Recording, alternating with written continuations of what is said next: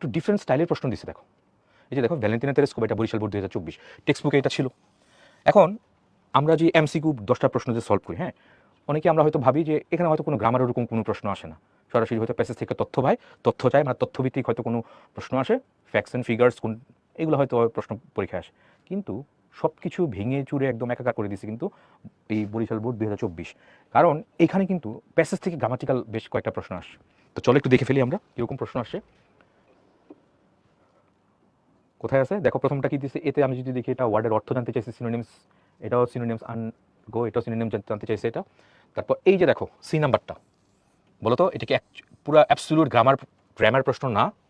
এই যে একটা সেন্টেন্স দিছে, দিয়ে বলছে এখানে স্কাই ডাইভিংটা কি, এটা কি প্রেজেন্ট পার্টিসিপল নাকি জিরান্ট নাকি ইনফিনিটিভ? পুরা ইংলিশ সেকেন্ড পেপারে কোথায় ছিল মডিফায়ারের মধ্যে যেই টপিকগুলো পড়তাম, মডিফায়ারের মধ্যে প্রি মডিফায়ার বা পোস্ট মডিফায়ার, সেখান থেকে দেখো ওইটা রিলেটেড কিন্তু টার্মিনোলজি দিয়ে এখানে কিন্তু একটা প্রশ্ন দিছে, রাইট? ঠিক তারপরেরটা দেখো ডি নাম্বারটা, তেরেস্কোভা লগ ব্লা ব্লা ব্লা বিশাল একটা বাক্য দিছে, আইডেন্টিফাই দ্য ক্লজ। মনে করে দেখো এটাও মডিফায়ারের মধ্যে মুখ করেছিল, noun clause, adjective clause, adverbial clause. তার মানে দেখা যাচ্ছে ইংলিশ সেকেন্ড পেপারের গ্রামারের মডিফায়ারের যে পার্ট, সেখান থেকে বেশ কিছু গ্রামারের তোমার প্রশ্ন কিন্তু এখানে মেক করে দিয়েছে, ইভেন সেটা বোর্ড পরীক্ষায়। তারপরে যদি দেখি what does the word communicate, এটা পুরোপুরি অর্থ জানতে চাইছে। তারপর দ্য ওয়ার্ড আইসোলেশন, এটা অর্থ। তারপরে এটা কি ফ্যাকচুয়াল, এটা প্যাসেজের কনটেক্সট, এটা কি একটা সেটা জানতে চাইছে। What is the closest meaning of the word of the pant, অর্থ জানতে চাইছে এটা। তারপরে এই যে দেখো আই নাম্বারটা, the word parachuting in the passage refers, তার মানে দেখা যাচ্ছে এইখানেও পার্সিসিপেট ডিটেকশন পুরোপুরি প্রশ্ন দিচ্ছে। তার মানে কি মনে হয়, তার মানে কি মনে হচ্ছে দেখা? আর যে নাম্বারটা দেখতে পাচ্ছ মিনিং অফ দ্য ওয়ার্ড, তাহলে মোটা দাগে আমি যদি এটাকে একটু অ্যানালাইসিস করে বলি, এখানে দুইটা পার্টের প্রশ্ন আসছে। একটা হচ্ছে তোমার গ্রামার পার্ট থেকে প্রশ্ন দিছে, আর একটা সরাসরি প্যাসেজ রিলেটেড। এটা হচ্ছে প্যাসেজ রিলেটেড গ্রামার, আর এখানে প্যাসেজ রিলেটেড এই তথ্য, প্যাসেজ রিলেটেড ইনফো যদি লিখি সরাসরি ইনফো বেসড প্রশ্ন আর কি। আর একটু স্পেসিফিক যদি ইনফো প্লাস ভোক্যাবস, এই তো। তো দেখা যাচ্ছে যেহেতু গত বছর বরিশাল বোর্ডে দিচ্ছে এটা, সো অন্যান্য বোর্ডে আসার সম্ভাবনাও কিন্তু এখন উড়িয়ে দেওয়া যায় না, বোর্ড পরীক্ষা যেহেতু আসে এটা। আর এখানে গ্রামারের যে পার্টটুকু, সেখানে তিনটি ধরনের প্রশ্ন দেখলাম। একটা দিল দেখলাম কি, এটা কি জিরান্ড নাকি পার্টিসিপল নাকি ইনফিনিটিভ, মানে আই মিন এখানে নন ফাইনিট ভার্ব জানতে চাইছে। এটা মডিফায়ারের মধ্যে পড়েছিল যে নন ফাইনিট, এটা কোন ধরনের নন ফাইনিট ভার্ব, এটা একটা আসলে দেখলাম। একটা হচ্ছে কি ক্লজ নিয়ে দিছে, দেখতে পাচ্ছি একটা হচ্ছে ক্লজ ডিটেকশন নিয়ে দিছে। আর 3 নাম্বার দিছে এখানে একটা পিওএস, মানে পার্সন স্পিচ ডিটেকশন। একটু শর্ট করে যদি বলি, পিওএস ডিটেকশন, এই তো। তার মানে আমার পুরো মেসেজটা হচ্ছে এখানে ক্লিয়ার কি, সেটা যে আমাদের যে নর্মালি গতানুগতিক আমরা যেরকম প্রশ্ন দেখতাম, যে প্যাসেজ থেকে যে এমসিকিউ যে প্রশ্নগুলো আসে, এগুলো মনে হয় সব কিছু প্যাসেজ রিলেটেড প্রশ্নই আসে, ওরকম গ্রামার কোনো প্রশ্ন আসে। কিন্তু গত বছর দেখা যাচ্ছে বোর্ড পরীক্ষায় এরকম প্রশ্ন আসছে আর কি। এটা তাহলে আমরা কি প্যাসেজটা কি পড়বো, কি বলো? এই প্যাসেজের প্রশ্ন কি এগুলোকে একটু সলভ করে দিব, গ্রামারের যে টপিকগুলো এগুলোকে দেখাই দিব? ইয়েস, ঠিক আছে।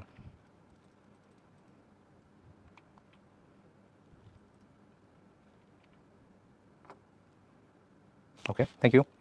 তাহলে চলো এই প্যাসেজটার থ্রুতে যে প্রশ্নগুলো দিয়েছে একটু চট করে একটু দেখে ফেলি। বাই দ্য ওয়ে, প্যাসেজটা তো একবার পড়েছি আমরা, ইন্টারে পড়েছি, বা বহুতবার, অনেকে হয়তো বহুতবারও পড়েছো এটা। কিন্তু যে গ্রামাটিক্যাল যে প্রশ্নগুলো দিছে, এগুলো বের করার জন্য কিন্তু আদৌ আসলে পুরো প্যাসেজটা কখনোই পড়ারই দরকার নেই মনে হচ্ছে এখানে। এটা যেমন আমি সি নাম্বার প্রশ্নটা যদি দেখি, এটা it was her expertise in sky driving that led her selection as cosmonaut. এখানে প্রশ্ন করেছে এখানে স্কাই ড্রাইভিং এটা কি হবে, বলো তো এটা কি হবে? ইন কি চোখে পড়ে সবার? ইন কিন্তু একটা প্রিপোজিশন, তুমি জানো ইন নামের একটা প্রিপোজিশন। তাহলে প্রি মানে হচ্ছে পূর্বে, আর পজিশন মানে হচ্ছে অবস্থান। কার পূর্বে হয় সেটা? সেটা কোনো নাউন বা কোনো প্রনাউনের পূর্বে হয়, প্রিপোজিশন। তো স্কাই ডাইভিং তাহলে কি নাউন প্রনাউন পজিশনে বসছে এটা, তো স্কাই ডাইভিং তো প্রনাউন হওয়ার কোনো সম্ভাবনা নাই, মানে কনফার্ম সেটা একটা নাউন মানে এটা জিরান। তুমি জানো যে ভার্ব প্লাস যখন নাউনের মতো কাজ করে তখন সেটা একটা জিরান হয়। এই তো এটুকু হয়ে গেছে। তো আরও ইনডেপথে আমরা ডিটেলসে পড়বো কোথায়, মডিফায়ারের মধ্যে যখন আসবে জিরান বা পার্টিসিপল সেখানে। তাহলে এই লাইনটা কোথেকে পিক করেছে? প্যাসেজ থেকে পিক করেছে। পিক করে সেই ভার্ব প্লাস যেটা জিজ্ঞেস করছে, এটা কি জিরান, পার্টিসিপল নাকি ইনফিনিটিভ? ইনফিনিটিভ তুমি জানো, just simply to plus verb. এই তো। তারপরে দেখো এটিকে সবাই বুঝতে পারছি, সি নাম্বারটা ইনফিনিটিভ, জিরান্ড আর হচ্ছে present participle. Good, gerund is a noun, thank you. পরেরটা একটু হয়তো জটিল লাগতে পারে অনেকের কাছে। Tereshkova logged more flight time than the combined times of all American astronauts. কি বলছে? Who had flown before that date এটুকু ছিল আর কি। আইডেন্টিফাই দ্য ক্লজ, তাহলে আন্ডারলাইন করা ছিল এখানে, এখানে এটুকু আন্ডারলাইন করা ছিল আর কি। তাহলে আইডেন্টিফাই দ্য ক্লজ। তো ক্লজকে আমরা বাংলায় কি বলছি, এটাকে বাক্যাংশ বলি। এইচএসসিতে মডিফায়ারের মধ্যে হয়তো পড়ে আসছে এগুলোতে। তো বাক্যাংশ এখানে adjective clause, sorry adjective clause না, এখানে এটা কোন ক্লজ এটা জানতে চাইছে। উত্তরটা আমরা দেখতে পাচ্ছি এটা অ্যাডজেক্টিভ ক্লজ। কেন? কারণ সেটা কোনো নাউন বা কোনো প্রোনাউনকে ডিসক্রাইব বা মডিফাই করতেছে। এটা স্পষ্ট দেখতে পাচ্ছি এখানে একটা অ্যাস্ট্রোনটস প্লুরাল, এটা হচ্ছে একটা নাউন, তো নাউনকে ডিসক্রাইব বা মডিফাই করলে সেটা একটা অ্যাডজেক্টিভ। আর এখানে ফাইনাইট ভার্ব আছে, তো দ্যাটস ওয়াই কি হবে, এটা একটা অ্যাডজেক্টিভ ক্লজ। তো what is noun clause? Noun পজিশনে যদি বসে কতগুলো শব্দগুচ্ছ, শব্দগুচ্ছ গ্রুপ অফ ওয়ার্ডস, এখানে সেখানে যদি একটা সাবজেক্ট এবং ফাইনাইট ভার্ব থাকে তাহলে সেটা নাউন ক্লজ হবে। আর অ্যাডজেক্টিভ ক্লজটা কি? কোনো নাউন বা প্রোনাউনকে ডিসক্রাইব বা মডিফাই করলে এবং সেখানে যদি কোনো একটা ফাইনাইট ভার্ব থাকে তাহলে সেটা হচ্ছে অ্যাডজেক্টিভ ক্লজ।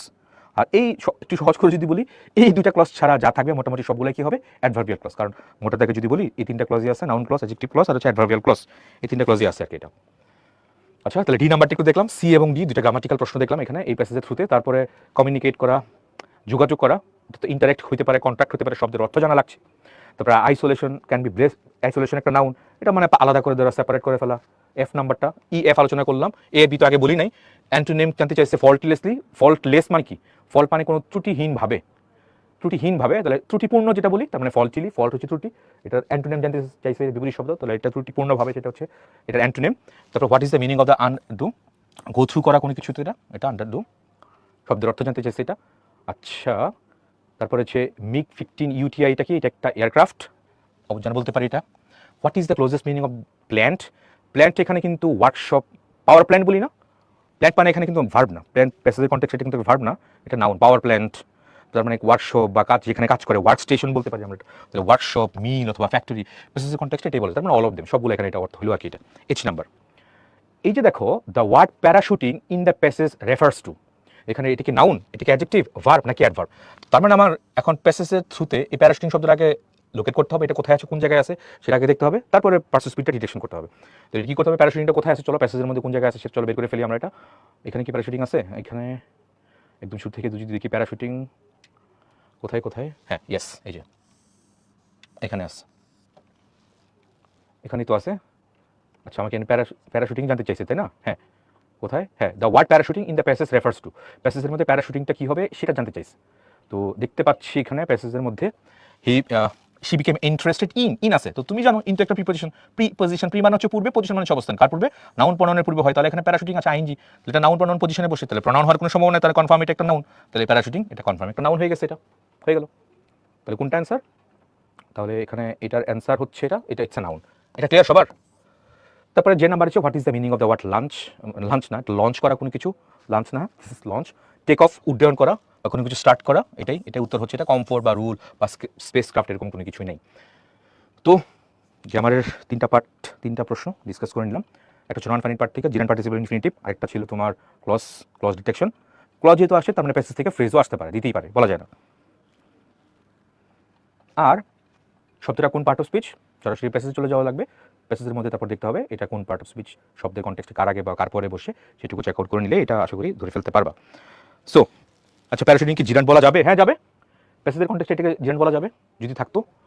দুই রকম কিন্তু, একটা হচ্ছে পার্টস অফ স্পিচের কথা যদি বলে তাহলে এই আটটার যে কোনো একটা বলতে হবে, আর যদি বলে শব্দটা কি, কোন শব্দ, এই শব্দটা কেমন, তখন কেমন, পার্টস অফ স্পিচের কথা যদি না বলে তাহলে তুমি জিরান বলতেই পারবে এটা। ঠিক আছে, thank you. Okay, very good, thank you very much. তাহলে আমরা প্রথম সিন প্যাসেজ 2 এটা একটু দেখে নিলাম, দাগ দিলাম এটা প্রথমত। তাহলে এখানে এইটা মাথায় রাখতে হবে, মাথায় কি রাখতে হবে, যে প্যাসেজ থেকে গ্রামাটিক্যাল প্রশ্ন আসতেই পারে, তো ওইটা মেন্টালি প্রিপেয়ার হয়েই আসলে পরীক্ষা যাওয়া উচিত। শুধু যে সেকেন্ড পেপারের জন্যই গ্রামার আসবে, not like that, first paper থেকেও আসতে পারে। তাহলে আমরা প্রথম যে প্যাসেজটা সেটা একটু দেখে নিলাম। আচ্ছা গুড, এটা দেখলাম 3 নাম্বার যে প্যাসেজটা, ভ্যালেন্টিনা তেরেস্কোভা। বলো আর কোনটা দেখবো আমরা এখানে, যেটা বেশি বেশি বলবা সেটা যাবো, ডিমান্ড করো।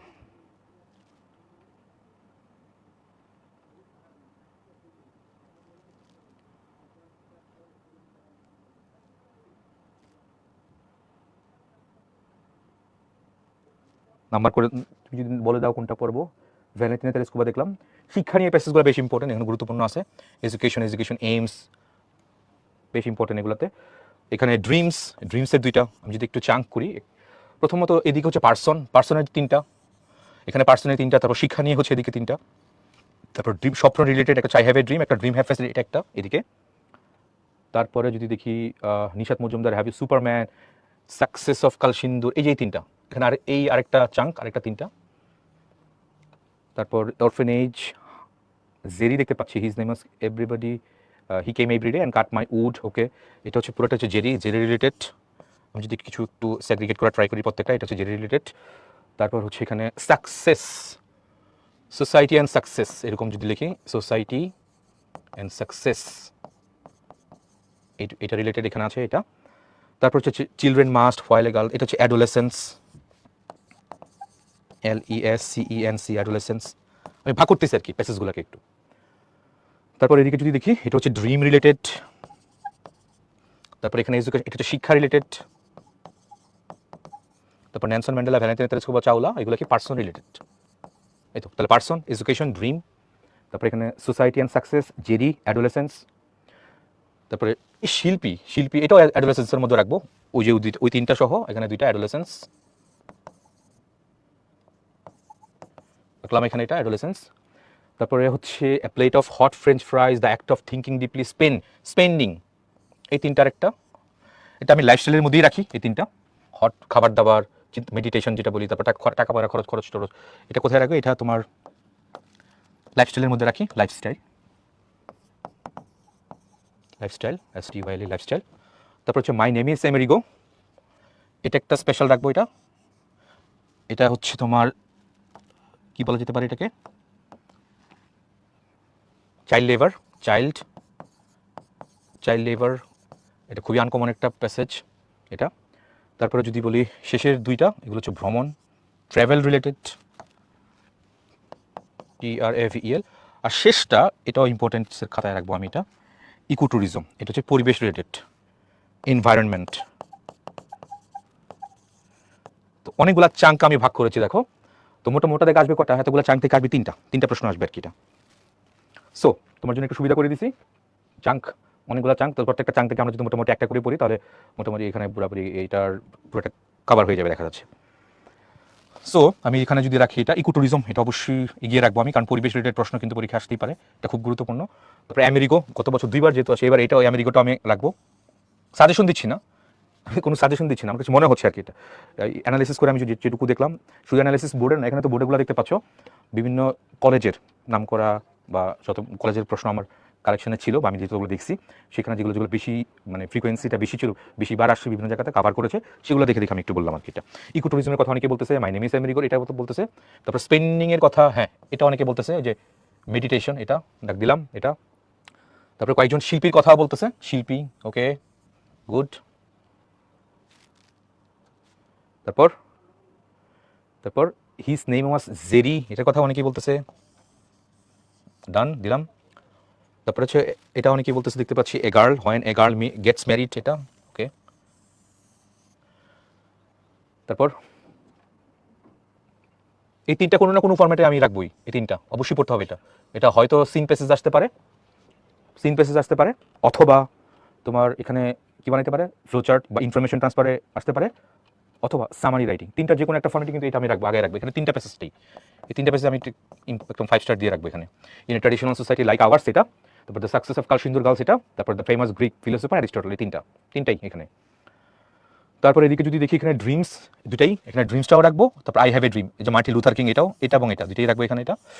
তারপর এডুকেশনের এই দুইটা, স্পেশালি প্রথম দুইটা সিন প্যাসেজ, প্রথম যে সিন সেখানে দিতে পারে, অথবা এখান থেকে ফ্লোচার্ট আসতে পারে, দেখো ফ্লোচার্ট পাবো আমরা সামনে, এখান থেকে ফ্লোচার্ট দিছে। তারপর এখানে কিন্তু আবার সামারিও দিতে পারে এটাতে। আর একটু যদি আনকমন প্রশ্ন হয়, তাহলে যেগুলো Nelson Mandela, Valentina Teresa Chawla, এগুলো সাধারণত আসে না, দেখা যাচ্ছে খুব কমই আসে, বাট মাঝে মাঝে এগুলো পার্সোনালিটির কোনো কিছু দিয়ে দিতে পারে আর কি। এটা এই হচ্ছে মোটামুটি অবস্থা। তাহলে অনেক ডিমান্ড দেখতে পাচ্ছি। ডিসাইড করতে সন্দেহ হবে না, ডিসাইড হয়ে গেছে, চাঙ্ক করে ফেলস। ঠিক আছে, র্যান্ডমলি আগে চলো, কোনটা দিয়ে আগে পড়ি, তাহলে ইকো ট্যুরিজম, এটা অনেকে চাইতেছে। চলো eco tourism, unit 13 lesson 3, eco ট্যুরিজমে চলে যাচ্ছি। Unit 13 lesson 3, eco tourism. Okay, first পড়বো আমরা এটা, ইকো ট্যুরিজমটা। মাঝে মাঝে আমার কিছু প্রশ্ন হয়, পার্সেস জানতে চাইবো, সেগুলো তুমি জবাব দিয়ে দিবা। চলো ইকো ট্যুরিজম, তাহলে শব্দটা যদি একটু ভাঙি, ইকো ট্যুরিজম, একটা হচ্ছে ইকো, একটা হচ্ছে ট্যুরিজম। ট্যুরিজম মানে কি ভ্রমণ বলতে বুঝতে পারছো, আর ইকো হচ্ছে ইকোলজি, পরিবেশ সম্পর্কিত ভ্রমণ। এক কথা যদি বলি, eco tourism is one kind of tourism which is related to the ecology বা ইকোসিস্টেম বা এনভায়রনমেন্ট, ওইটা হচ্ছে তোমার ইকো ট্যুরিজম। তাহলে eco tourism is broadly defined. এখানে কিছু কথা একটু মনে রাখো, কি সেটা, কিছু কিছু কথা মনে রাখো, কারণ এটা আমাদের সামনে যে আমরা উইথ ক্লোজ বা উইদাউট ক্লোজে সলভ করবো সেখানে একটু কাজে লাগবে। কি সেটা, ইজ কিন্তু একটা auxiliary verb, you know that, একটা অক্সিলারি ভার্ব, একটা অক্সিলারি ভার্ব। আর ডিফাইন ভি থ্রি একটা মেইন ভার্ব চিন্তা করতে পারো। তাহলে একটা অক্সিলারি ভার্ব এবং একটা মেইন ভার্ব, মাঝখানে যে পজিশন এটা কার হবে, এটা কিন্তু একটা অ্যাডভার্বের। এগুলো সামনে আমাদের উইথ ক্লোজ বা উইদাউট ক্লোজ শূন্যস্থানে কাজে লাগবে, বা এই জায়গায় শূন্যস্থান দিয়ে রাখছে, তখন এই জায়গাটা ভালো করে বুঝতে পারলে অনেক ইজিলি তুমি এটা অ্যান্সার করে ফেলতে পারবে। এটা eco tourism is broadly define, এটা বড় বৃহৎভাবে তুমি যদি সংজ্ঞায়িত করো, অ্যাজ লো ইম্প্যাক্ট, কম পরিমাণ ইম্প্যাক্ট বা প্রভাব, travel to endangered and often undistributed locations. তো যে সকল জায়গাতে তুমি ঘুরতে যাবা সেসব জায়গাতে কম পরিমাণ ক্ষয়ক্ষতি করে আর কি, এটা বা কম পরিমাণ ইফেক্ট ফেলে বা প্রভাব ফেলে সেই জায়গায় ভ্রমণ করাটাকে ইকো ট্যুরিজম বলা হয়। এবং সেটা অবশ্যই ইকোলজিক্যালি এটা সাউন্ড হইতে হবে, সেখানে পরিবেশে কোনো ক্ষতিকর প্রভাব ফেলে ওরকম ভ্রমণ করা যাবে না। তারপর দেখি আমরা, it is different from traditional tourism, এটা ট্র্যাডিশনাল বা ঐতিহ্যগত বা গতানুগতিক যে ট্যুরিজম, যে গতানুগতিক যে ভ্রমণ, সেখান থেকে বেশ আলাদা, পার্থক্য আছে। বিকজ কারণ ইট অ্যালাউজ দ্য ট্রাভেলার, কারণ এটা একটা ট্রাভেলারকে অ্যালাউ করে টু বিকাম এডুকেটেড। এডুকেটেড এখানে শিক্ষিত না, এডুকেটেড মানে হচ্ছে ওয়েল ইনফর্ম, মানে অবগত হওয়া। হ্যাঁ, এখানে কিন্তু শিক্ষিত না, well inform which about the areas, ওই এরিয়াতে সে ঘুরতে যাচ্ছে, ট্রাভেল করতে যাচ্ছে, তো সেই এরিয়াতে সেই এরিয়া সম্পর্কে জেনে ওয়েল ইনফর্মড হয়ে, both in terms of physical landscape and cultural characteristics. তো সেই এলাকার যে জায়গাটা, ধরো তুমি কোথায় গেছো, কক্সবাজার গেছো, তুমি কোথায় গেছো, পার্বত্য চট্টগ্রাম গেছো, একটা দেখা যাচ্ছে পাহাড়, একটা হচ্ছে সমুদ্র, তার মানে ফিজিক্যাল ল্যান্ডস্কেপের একটা ব্যাপার স্যাপার আছে এখানে এটা। তারপর সেইখানকার কালচারাল ক্যারেক্টারিস্টিক্স, একটা জায়গায় তুমি যেখানে গেছিলা সেখানে কোনো উপজাতি নেই, এখানে নর্মাল। আবার দেখো রোহিঙ্গা ক্যাম্প, সেখানে রোহিঙ্গারা বাস করতেছে। হ্যাঁ, আবার কোনো একটা জায়গায় গেছো, কোথায় উপজাতীয় কোনো ক্যাম্পে গেছো, এক এক সময় এক এক জায়গায় এখানে ডাইভার্সিফাই কালচার থাকতেছে, ডিফারেন্ট পার্সন থাকতেছে, ডিফারেন্ট ক্যাস্ট অ্যান্ড ক্রিডসের পার্সন এখানে বাস করতেছে। সো তাদের লাইফস্টাইল সব কিছু এখানে ডিফারেন্ট। সো দুইটা কনটেক্সট, একটা হচ্ছে যে জায়গাতে যাচ্ছি সেখানে ল্যান্ডস্কেপের উপর ফোকাস করে যাচ্ছি, সেটাকে সে সম্পর্কে অবহিত হয়ে, ইভেন সেখানে কারা কারা বাস করতেছে সেখানকার ওই বাস করা মানুষের কালচার সম্পর্কে জেনে অবগত হয়ে সেখানে যাচ্ছে। তারপর বলে ইট অফেন প্রোভাইডস ফান্ডস, এটা প্রায় ফান্ড প্রদান করে for conservation and benefits the economic development of places that are often impoverished. এটা মানে কি, এই শব্দের মানে কি, এটাও পরীক্ষায় আসে। impoverished মানে কি, ওকে, দরিদ্র বলতে পারি, আন্ডার ডেভেলপড বলতে পারি, ভেরি গুড। ঠিক আছে, গুড। তাহলে এটা প্রায় ওই জায়গাগুলোতে কি করে, ফান্ডিং করে, টাকা পয়সা দেয়, যেগুলো অনুন্নত, যেগুলো গরিব, যেখানে তোমার কি বলে ট্রান্সপোর্টেশন প্রবলেম আছে, যেখানে ঠিকঠাক করে যাওয়া যায় না, সেই জায়গাতে তারা কি করে, ফান্ডিং করে। আচ্ছা, বুঝলাম। তারপরে প্রিন্সিপালস অফ ইকোট্যুরিজম, ইকোট্যুরিজমের প্রিন্সিপালসগুলো কি, মূলনীতিগুলো কি কি, একটু চট করে দেখে ফেলে আমরা। এটা বলছি, due to the growing popularity of environmental related and adventure travel, various types of trips are now being classified as ecotourism. তো জনপ্রিয়তা হচ্ছে, তো একটা সময় মানুষের নর্মাল যে ফুড, এখন কিন্তু একটা খুব চাওয়ার আছে বাজারে বা সবখানে, অর্গানিক ফুড মানে এই যে আমরা যে খাবার খাই, অনেক খাবার দেখা যাচ্ছে এই খাবারগুলোকে প্রোটেক্ট করার জন্য পোকামাকড় বা ইনসেকটিসাইড বা পেস্টিসাইড এগুলো ইউজ করে। তো দেখা যাচ্ছে এগুলো যখন ইউজ করে তখন সেই খাবারের মধ্যে দেখা যাচ্ছে বা ফুড চেনের মধ্যে এগুলো ঢুকে।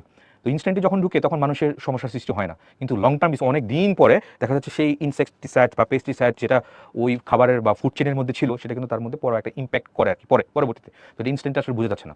সো ওই কনটেক্সটটা মানুষের কাছে কিন্তু খুব, মানে অর্গানিক ফুডটা খুব বেশি এখন একটা বাজওয়ার্ড, অনেকের কাছে এটা খুব পরিচিত। তেমনই মানুষের ভ্রমণের আগে কিন্তু এই ব্যাপারগুলো তাকাইতো না, এটা ঘুরতে যাচ্ছি ঠিক আছে, কিন্তু এখন দেখা যাচ্ছে কোনো একটা জায়গায় যাচ্ছি, সেখানে আমি যে জায়গায় যাচ্ছি সেখানে একটা ইকো ট্যুরিজম লাগবে। সেই জায়গাটা আমি যাচ্ছি, আমার মানে ফুড স্টেপ সেখানে পড়তেছে, কিন্তু ফুড স্টেপ সেখানে পড়ে আমি অন্য যারা আছে এখানে, যারা বাস করতেছে, চারপাশে আমার যে অ্যাম্বিয়েন্স থাকবে সেখানে, বা চারপাশে যে সারাউন্ডিংস থাকবে সেখানে আমি খুব কম পরিমাণ ইম্প্যাক্ট ফেলে সেখানে আমি ঘুরে টুরে চলে আসবো। তো সেটাকে আসলে ইকো ট্যুরিজম আর কি বলা হয়। আমি যদি আমার কথা যদি বলি, due to the growing popularity of environmental related and adventure and travel, various types of trips are now being classified eco tourism. অনেক ধরনের ট্রিপসকে ক্লাসিফাই করা হয়, ভাগ করা হয় ইকো ট্যুরিজম হিসেবে। Most of this are not truly eco tourism, however যাই হোক, because they do not emphasize conservation, education. এই কথাগুলো একটু মনে রেখো, কারণ এটা যদি এই প্যাসেজ থেকে যদি ফ্লো চার্ট আসে তাহলে কিন্তু এটাও কাজে লাগবে। দেখবা কি কি, এখানে হচ্ছে কনজারভেশন, এখানে হচ্ছে শিক্ষা education, low impact travel and social and cultural participation in the location being visited. যে জায়গাটা আমি ভ্রমণ করবো সেই জায়গাটার মধ্যে সেই জায়গাটা সংরক্ষণ করবে কি না, সংরক্ষিত থাকবে কি না, এটা একটা বড় একটা ইম্প্যাক্ট আছে আর কি এটা। তারপরে সেই জায়গাতে আমি যাবো, কিন্তু সেই জায়গার পরিবেশের মধ্যে কম পরিমাণ প্রভাব ফেলে যাবো, সেখানেও এটা একটা বড় একটা কথা আছে। তারপর সেখানে যারা বাস করতেছে সেখানে সোশ্যাল এবং কালচারাল যে পার্টিসিপেশন সেখানকার মানুষের, এদিকে ফোকাস রেখেও আমি সেখানে করতে পারি। তারপর therefore to be considered eco tourism হইতে গেলে ট্রিপ মাস্ট মিট, একটা ট্রিপের অবশ্যই মিট করতে হবে দ্য ফলোইং প্রিন্সিপালস, নিচের গুরুত্বপূর্ণ মূলনীতিগুলা set foot by the international eco tourism society. Ecotourism society কর্তৃক কিছু কি বলে ক্রাইটেরিয়া আছে, এই ক্রাইটেরিয়াগুলো ফুলফিল করলে এটাকে আমি কি বলতে পারি, ইকোট্যুরিজম বলতে পারি। যেমন কি বলতে পারি, minimize the impact visiting the location, that means the use of roads, হ্যাঁ, minimize the impact of visiting the location, ওই এলাকায় ওই লোকেশন আমি ভ্রমণ করবো কিন্তু সেটার উপর ইম্প্যাক্ট কম ফেলে, স্পেশালি রোড মানে কি বলছে এখানে, যেমন রোডটাকে কম পরিমাণ ব্যবহার করে, রোড ব্যবহার না করে তো আমি অন্য কোনোভাবে সেখানে যেতে পারি। যদি নদী পথে যাওয়া যায় নদী পথে যাবো, রোডের মানে বাই রোড যেটা সেটা আমি ইউজ করলাম না, তো সেখানে যাওয়ার জন্য যদি রোড ইউজ করছি না তাহলে রুটে ইম্প্যাক্ট হচ্ছে না আমার দ্বারা, বা আমাদের ধর একটা গ্রুপ অফ পিপল গেলাম সেখানে কলেজ থেকে, তো কলেজ থেকে সেখানে গেলাম, রুট দিয়ে গেলাম না, আমরা নৌকা দিয়ে গেলাম বা নদী পথে গেলাম, তো সেখানে দেখা যাচ্ছে রোডের মধ্যে আমরা কোনো ইম্প্যাক্ট করতেছি না। আবার নদী দিয়ে গেলে আবার যদি আমি মোটর চালিত যানবাহনে যাই তাহলে সেটা আবার পানির সাথে মিশে আবার পানির মধ্যে আবার এখানে ক্ষতিকর, পানির যে অভিযোজন যেটা অ্যাডাপ্টেশন বা এনভায়রনমেন্টাল যে পানির যে ইম্প্যাক্ট সেখানে আবার সমস্যা সৃষ্টি হবে, দুদিকে সমস্যা আছে কিন্তু, তো এটা কম পরিমাণে রাখে আর কি। তারপরে build respect and awareness of the travellers for the environment and cultural practices, এই যে পরিবেশ এবং সাংস্কৃতিক প্র্যাকটিসের দিকে মাথায় রেখে বোধ বিল্ড আপ করা এবং অ্যাওয়ারনেস সচেতনতা বাড়ানো আর কি যারা ট্রাভেল করবে আর কি এখানে। তারপর ensure that the tourism provides positive experience for both the travellers and the host. তুমি যেখানে যাচ্ছ সেখানে তো কোনো না কোনো মানুষ থাকতেছে, তো সেখানে মানুষের কোনো হ্যাম্পার না করে, তাদের লাইফস্টাইলকে কোনো কিছু ইম্প্যাক্ট না করে, তুমি পরস্পরের প্রতি শ্রদ্ধাশীল হওয়া, যে আমরা যারা গেছি, ট্রাভেলার যারা গেছি, ওরাও এখানে সিকিউর ফিল করা, এবং আমরা যে আমোদ প্রমোদ করতে গেছি সেটা আমরা আমাদের জায়গা থেকে করে ফেলতে পারি। ইভেন ওইখানে যারা আমরা যাদের জায়গায় আমরা গিয়েছি আর কি, যারা হোস্ট আর কি, যারা ওখানে থাকতেছে, ওদের পরিবারে আমরা কোনো ডিস্টার্ব করতেছি না বা কোনো ইম্প্যাক্টই করতেছি না এটা। তো যে যার মতো কাজ করতেছি, যে যার মতো করে এনজয় করতেছি, আমরা আমাদের মতো এনজয় করতেছি, তারা তাদের মতো সেখানে বাস করতেছে, তাদের কোনো কালচারাল সোশিও বা কালচারাল কোনো অ্যাক্টিভিটিসের মধ্যে আমরা কোনো ইম্প্যাক্ট করতেছি না আর কি। এই provide direct financial aid for conservation, তো সরাসরি সেখানকার সংরক্ষণের জন্য ফাইন্যান্সিয়াল এইড দেওয়া, সাহায্য বা সহায়তা দেওয়া, এটা প্রোভাইড ফাইন্যান্সিয়াল এইড। তারপর হচ্ছে empowerment and other benefits for local peoples, তো সেখানকার যে লোকাল পিপলস আছে তাদের জন্য ফাইন্যান্সিয়াল অর্থনৈতিক সাহায্য, তারপর তাদের চাকরি বা কর্মসংস্থানের সুযোগ সুবিধা, এগুলো আরও অনেক সুযোগ সুবিধা বাড়ানো, সেটাও কিন্তু এই ইকোট্যুরিজমের কনটেক্সটের মধ্যে পড়তেছে। Raise, look at the word raise, এই শব্দটা বেশ গুরুত্বপূর্ণ। একটা হচ্ছে রাইজ, একটা হচ্ছে রেইস, আর হচ্ছে রেইস, এই দুটো বেশ গুরুত্বপূর্ণ। আমরা পড়বো আজকে উইথ ক্লোজের মধ্যে দেখবা দুটো শব্দই দেওয়া থাকে, একটা রাইজও থাকে, একটা রেইজও থাকে। ডিফারেন্সটা কি? কোনো ডিফারেন্স আছে দুটোর মধ্যে? অবশ্যই আছে। তাহলে রাইস এটা একটা ইনট্রানজিটিভ ভার্ব, আর রেজ ট্রানজিটিভ ভার্ব। রেজের পরে একটা অবজেক্ট লাগবে, raise what, raise your hand, তোমার হাতটা তোলো, the sun rises in the east. Rise কিন্তু একটা ইনট্রানজিটিভ ভার্ব, রাইজের পরে কোনো অবজেক্ট বসে না, কিন্তু রেজ ভার্বেরও অবশ্যই অবজেক্ট দেওয়া লাগবে। Raising sea level, raising fund, চাঁদা তোলা বা ফান্ড রেজ করা, হাত তোলা, রেজ ইউর হ্যান্ড, এরকম। তো রাইজ এন্ড রেজ এটা মনে রাখো। তাহলে রাইজ দ্য ট্রাভেলার্স অ্যাওয়ারনেস, এই যে দেখো রাইজ ভার্বের অবজেক্ট কিন্তু এটা। তো যাই হোক, ট্রাভেলার্স যারা ভ্রমণ করে ওদের অ্যাওয়ারনেসটাকে বাড়াইতে হবে of the host countries political, environmental and social climate, ওই যে হোস্ট যে কান্ট্রিজ আছে তার রাজনৈতিক পরিবেশের এবং সামাজিক যে ক্লাইমেট বা সিচুয়েশন যে অবস্থাটা আছে সে সময়কে ওয়াকেবহাল হয়ে বা ইনফর্ম হয়ে যাওয়া আর কি সেখানে। এটা তাহলে এই ক্রাইটেরিয়াগুলো তোমার থাকা লাগবে। এই ক্রাইটেরিয়াগুলো সেট করে দিছে কে? সেটা হচ্ছে আইইএস এটা সেট করে দিছে। এই ক্রাইটেরিয়া যদি কোনো একটা জায়গা বা সেখানকার মানুষ বা যারা আছে সব কিছু যদি ফুলফিল করে তাহলে সেটাকে আমরা ইকোট্যুরিজম স্পট বা ইকোট্যুরিজম কনটেক্সট আমরা বলতেই পারি। এটা এন এক্সাম্পল অফ ইকোট্যুরিজম একটা এক্সাম্পল দিচ্ছে দেখো, is popular in Indonesia Komodo national park, the park has an area, পার্কের এরিয়া এগুলো কথা বলছে, পার্কের এরিয়া এগুলো স্কিপ করলাম, just area was established a national park, এতগুলো ফিগার্স এখানে দেখতে পাচ্ছি এখানে। এটা because of its unique endangered biodiversity, এটা ইউনিক আছে, হ্যাঁ ইউনিক আছে। এন্ডেঞ্জার্ড বায়োডাইভার্সিটি মানে জীববৈচিত্র্য, আর এন্ডেঞ্জার্ড মানে কি এটা বিপন্ন, যেটা প্রায় নিঃশেষিত হয়ে যাচ্ছে, মানে নাই, দেখা যাচ্ছে না, বিলীন হয়ে গেছে আর কি, এন্ডেঞ্জার্ড বিপন্ন। তারপর হচ্ছে activities and Komodo national park vary from whale watching, এখান থেকে হোয়েল ওয়াচিং থেকে শুরু করে হাইকিং পর্যন্ত এখানে করা যাচ্ছে। Tourist accommodation strive to have low impact on the natural, এটা তো মেইন থিমই ছিল। তারপর ecotourism is also popular in central and south America এখানে। তারপর ডেস্টিনেশনস ইনক্লুড বলিভিয়া, ব্রাজিল, ব্লা এইসব দেশের কথা বলছে এখানে এটা। তারপর apart from this places opportunities for ecotourism exist in hundreds of more places world wide, পৃথিবীর আরও অনেক 100-এরও বেশি দেশের মধ্যে ইকোট্যুরিজম ব্যাপারটা আছে। এবার আসে আমাদের কনটেক্সটে, the case of Saint Martin island, বাংলাদেশের সেন্ট মার্টিন আইল্যান্ডের কথা বলতেছে। The island of Saint Martin is only coral island in Bangladesh located. আচ্ছা, এইটুকু আবার কিন্তু কিসে আসতে পারে, সেন্ট মার্টিন দিয়ে আবার কিন্তু তোমার শূন্যস্থান আসতে পারে, গ্যাপ ফিলিং কিন্তু দিতে পারে, যদিও প্যাসেজের মধ্যে আনসিন লেখা। সেন্ট মার্টিনে নতুন করে রিমেক করে একটা প্যাসেজ করে দিল। বেশ কিছু কলেজগুলোতে আমি দেখছি, কলেজের প্রশ্নগুলোতে আমি দেখলাম যে উইথ ক্লোজ এবং উইদাউট ক্লোজে সেন্ট মার্টিন দিয়ে কিন্তু প্রশ্ন দিছে আর কি, শূন্যস্থান দিছে আর শূন্যস্থান পূরণ। সো একটু ভালো করে পড়ে নিও এটা। Saint Martin is a coral island in Bangladesh located in the north eastern part of Bay of Bengal. আচ্ছা, উত্তর পূর্ব পার্ট অফ বে অফ বেঙ্গলের মধ্যে আছে। তারপর দ্য রাফলি flat island is only 3.6 meter above the sea level, মাত্র 3.6 মিটার সি লেভেল থেকে উপরে আছে। The entire island can be walked about in 3 hours, প্রায় 3 ঘন্টায় পুরো আইল্যান্ডের মধ্যে ঘুরে ফেরা করা যাবে, শেষ হয়ে যাবে আর কি, এটা এত ছোট। তারপর the island is known for its unique natural beauty with white Sandy bitches, fringe with coconut palms and diverse marine লাইফের কথা বলছে এটা। বিভিন্ন রকমের সামুদ্রিক জীবন, সামুদ্রিক প্রাণী যেহেতু আছে, আবার কোকোনাট পামস এখানে আছে, নারিকেল জিঞ্জিরা বলে, তুমি জানো এটা থেকে। But due to the expansion of unregulated tourism, এটা দিনকে দিনই দ্বীপে আস্তে আস্তে বাড়তেছে, এক্সপান্ড হচ্ছে, সম্প্রসারণ হচ্ছে। বাই দ্য ওয়ে এটি কিন্তু একটা নাউন। কিছু কিছু প্রশ্ন আমি পড়ার সময় বলে দিব, কারণ এটা যখন প্যাসেজ দেখলাম, বেশ কিছু কলেজে যখন দেখলাম এই প্যাসেজটা দিচ্ছে, তখন এই যে বললাম গ্রামাটিক্যাল কিছু প্রশ্ন আসতে পারে। দ্য এক্সপেনশন, এটি কিন্তু একটা নাউন। কীভাবে মনে রাখবো? বেশ কয়েকটা জিনিস বলছিলাম কিন্তু, এই যে দেখো এখানে দা, এটা একটা আর্টিকেল, আর এখানে অফ, এটা প্রিপোজিশন। তো আর্টিকেল এবং প্রিপোজিশনের মাঝখানে কোনো একটা শব্দ, সেটা কিন্তু একটা নাউন। তাহলে এক্সপেনশন শব্দটা কিন্তু একটা নাউন হবে এটা। তাহলে due to the expansion of unregulated tourism, এই যে এক্সপেনশন হচ্ছে আনরেগুলেটেড, অনিয়ন্ত্রিত যে ট্যুরিজমটা, এটা যে এক্সপেনশন হচ্ছে, সম্প্রসারণ যে হচ্ছে, the island is facing increasing erosion, এখানে অনেক ক্ষয় হচ্ছে এটা।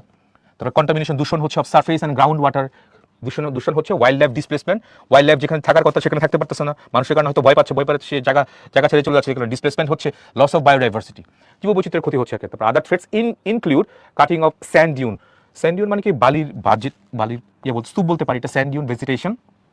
তারপর for fuel, food, hotel establishment, degradation of sand dune habitat, তারপর হারভেস্টিং অফ টার্টেল মানে কি কচ্ছপের ডিম, তারপর indiscriminate exploitation of coral resources etcetera, এগুলো হচ্ছে আর কি এটা। তো সেখানে যে বালির স্তূপ ছিল, বালির স্তূপ থেকে বালি সরাই নিতেছে, এতে করে ইমব্যালেন্স ক্রিয়েট হচ্ছে এটা পুরো পরিবেশের উপরে এটা। আবার সেখানে টার্টেলের ডিম ছিল, ছাড়তো এগুলো টার্টেলের ডিম এখানে ছাড়তে পারতেছে না, মানুষ অনেক বেশি যাচ্ছে, মানুষ অনেক বেশি যাওয়ার কারণে সেখানে যাচ্ছে ওইসব জীবজন্তু যেগুলো আছে মানুষকে দেখে ভয় পাচ্ছে, তো ডিসপ্লেসমেন্ট হয়ে যাচ্ছে, অন্য জায়গায় সরে যাচ্ছে। তো দ্বীপটা অনেক ছোট, মানুষ অনেক বেশি যাওয়ার কারণে সরিয়ে যায়, তো পুরো ব্যাপারটা ইমব্যালেন্স ক্রিয়েট হবে আর কি, এটাই হচ্ছে আর কি।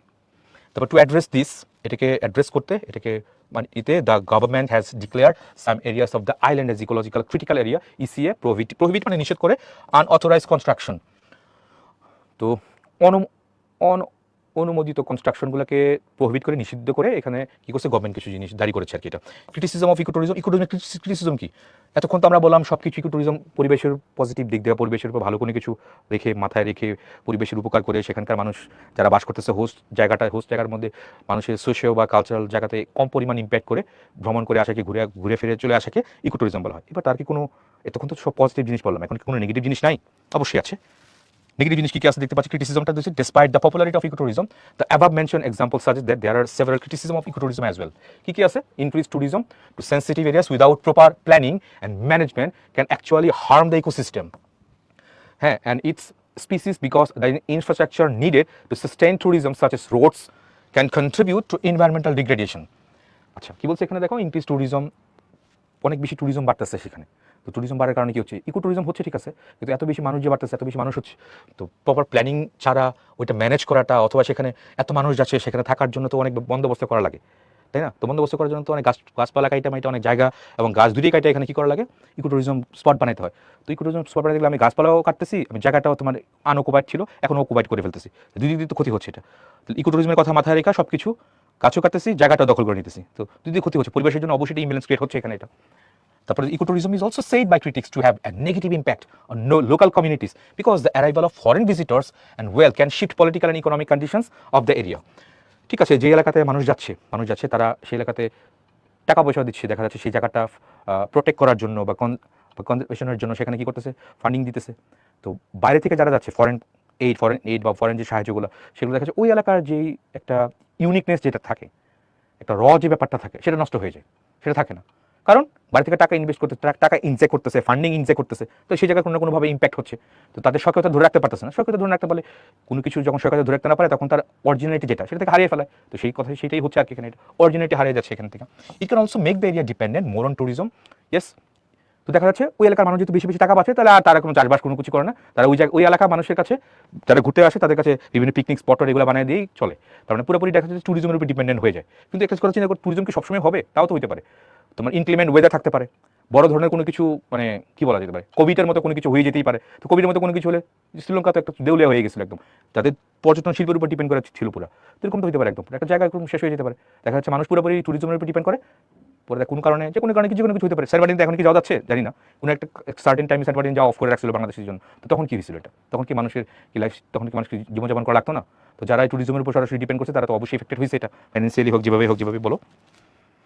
ওকে, এটাই বলবো এখানে এটা। তারপর দেখি, while ecotourism becomes popular, we must however remain cautious about its adverse effect and do our best. এখানে বেস্ট কোন পার্ট অফ স্পিচ বলো তো দেখি, যদি বলে প্যাসেজের মধ্যে বেস্ট এখানে কোন পার্ট অফ স্পিচ বলো, তাড়াতাড়ি বলো।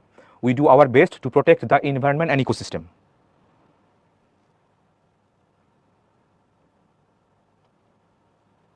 পেস কি হবে? দেখছো অনেক পাবলিক ভুল করতেছে ভাই এবং আপু, যে আওয়ার পজিটিভ অ্যাডজেক্টিভের পরে বেস কি একটা নাউন, এই প্যাসেজের কনটেক্সটে বেস কিন্তু একটা নাউন হয়ে গেছে। এটা কিন্তু নাউন, ইয়েস, প্যাসেজের কনটেক্সটে শব্দটা কিন্তু একটা noun, it's not an adjective. এটা কিন্তু একটা অ্যাডজেক্টিভ না। অনেকে জিজ্ঞেস করতে পারে এগুলো কেন পড়ছি, যে একটু আগে তো দেখালাম যারা শুরু থেকে ছিল, বরিশাল বোর্ডের মধ্যেই 3টা প্রশ্ন আসে এই grammar related, person speech related. So passage পড়ার সময় কিন্তু এগুলো মাঝে মাঝে খেয়াল রাখা লাগবে, দেখা লাগবে আর কি। এটা আচ্ছা, একটা হচ্ছে ইফেক্টস। ইফেক্টস খেয়াল করে দেখো, দুটো শব্দ মনে রেখো, একটা হচ্ছে এফেক্ট, একটা হচ্ছে এফেক্ট, আছে ইফেক্ট। এই দুটো লেখার মধ্যে আমরা অনেকে প্যাচ লাগে, বেশ কিছু জিনিস আমরা প্যাচ লাগাই, এগুলো খেয়াল রাখবা, এগুলো ভুল করবো না। এফেক্ট এই যে এই দিয়ে যখন হবে তখন সেটা হচ্ছে ভার্ব, এফেক্ট আক্রান্ত করা বা আক্রান্ত হওয়া, আর ইফেক্ট হচ্ছে দিস ইজ নাউন। ইফেক্ট ই দিয়ে যখন হবে এটা প্রভাব, ব্যাড ইফেক্টস অফ স্মোকিং। তাহলে এখন অ্যাডভার্স মানে কি? বিরূপ। অ্যাডভার্স এই শব্দটাও ইম্পর্টেন্ট, এটার সিনোনিমস দেখলাম কোন কোন জায়গায় দিয়েছিল, দিস ইজ আনফেভারেবল। অ্যাডভার্সের সিনোনিমসটা কি হবে? আনফেভারেবল। ফেভারেবল মানে হচ্ছে পক্ষে, আর অ্যাডভার্সের সিনোনিমটা কি হচ্ছে? আনফেভারেবল, UNFAVOURABLE, আনফেভারেবল ইফেক্টস, প্রতিকূল যেটা বলি আমরা এটা। Okay fine. হাও, এটা হচ্ছে ভার্ব, এটা হচ্ছে noun. Effects to do our best to protect the environment and ecosystem. Okay good. তারপরে দেখি আমরা, এই যে বলছিলাম এই সিনোনিমসগুলো বেশ গুরুত্বপূর্ণ কিন্তু। But is the synonym of the impoverished? Unfortunate বলতে পারি এটা, দুর্ভাগ্যজনক, ইম্পভারিস্ট। ইন লাইন নাম্বার 4, প্যাসেজের মধ্যে যখন কোনো শব্দের কথা বলে দিবে, সরাসরি প্যাসেজটার ওই লাইনে চলে যাবা। ওই লাইনের মধ্যে শব্দের অর্থ কিন্তু ডিফারেন্ট হতে পারে। যেমন একটু আগে বলছিলাম, যেমন প্ল্যান্ট, ওই যে একটা প্যাসেজ ভ্যালেন্টাইন স্কুলের মধ্যে পড়ছিলাম, প্ল্যান্ট। প্ল্যান্ট মানে কি? প্ল্যান্ট মানে চারা গাছ হতে পারে, প্ল্যান্ট মানে কোনো কিছু রোপণ করা হতে পারে, ভার্ব নাউন হতে পারে। কিন্তু এখানে কি প্যাসেজের কনটেক্সটে কি প্ল্যান্ট কি চারা গাছ বা রোপণ করা কোনো কিছু আসে না?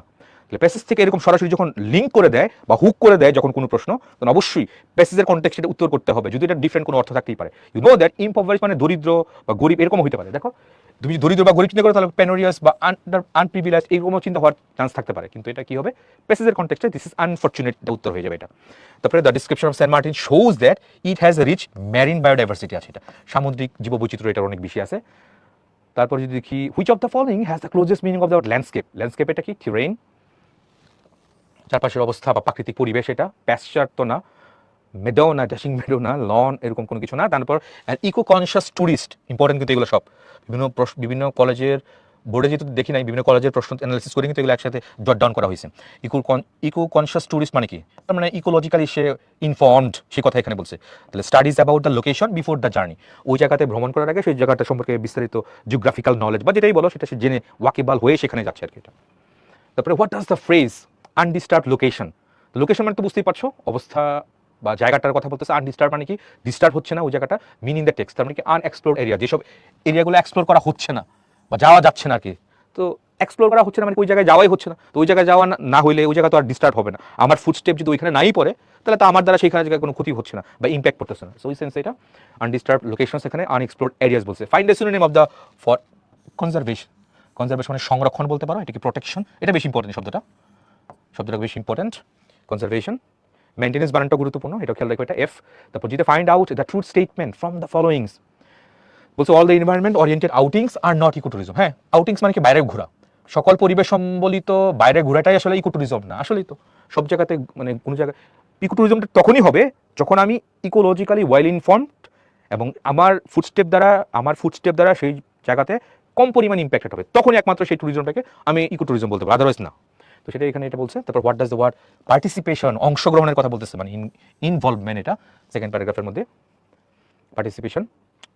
তারপর GH আইতে দেখতে পাচ্ছি broadly in the first line. Broadly কিন্তু একটা অ্যাডভার্ব, মানে কি বলে ব্রডলি মানে বিশালভাবে বা মেসিভ, থরলি, পুরোপুরিভাবে, কমপ্লিটলি, পুরোপুরিভাবে, এটাই বলতে পারি ব্রডলি।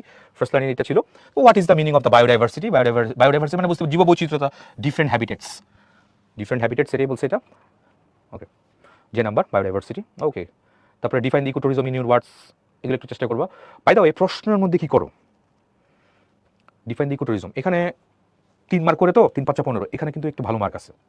একটু যদি খেয়াল রাখি তাহলে কিন্তু বেশ ভালো মার্ক কিন্তু পাওয়া এখানে পসিবল প্রশ্নের কনটেক্সট। প্রশ্নের কনটেক্সটে ভালো মার্ক পাওয়া কিন্তু এখানে খুব ইম্পর্টেন্ট। প্রথমত এখানে ভালো মার্ক পাওয়ার উপায়টা কি? আননেসেসারি যে মানে লাইন বাড়াই দিব বা বেশি দিব, কয় লাইন লিখবো, এই লাইনের দিকে ফোকাস না করি। এখানে প্রশ্নতে ভালো মার্ক পাওয়ার জন্য কয়েকটা জিনিস খেয়াল রাখবো আমি আর কি।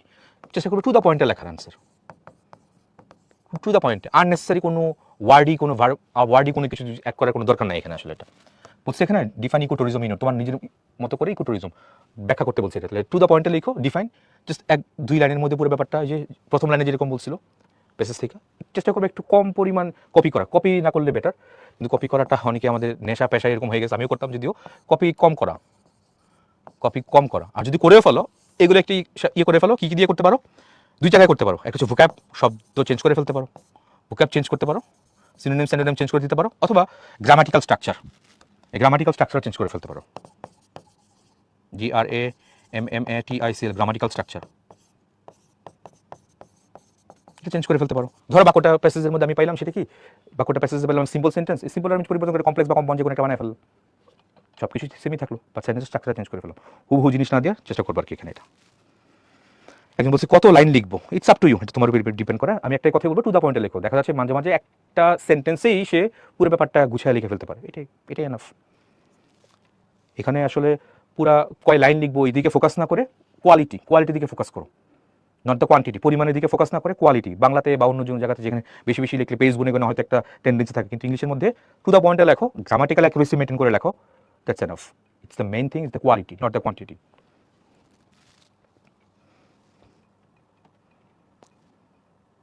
হ্যাঁ, হুবহু লিখতে তোমার কম দিবে অবশ্যই, হুবহু কেন লিখবা?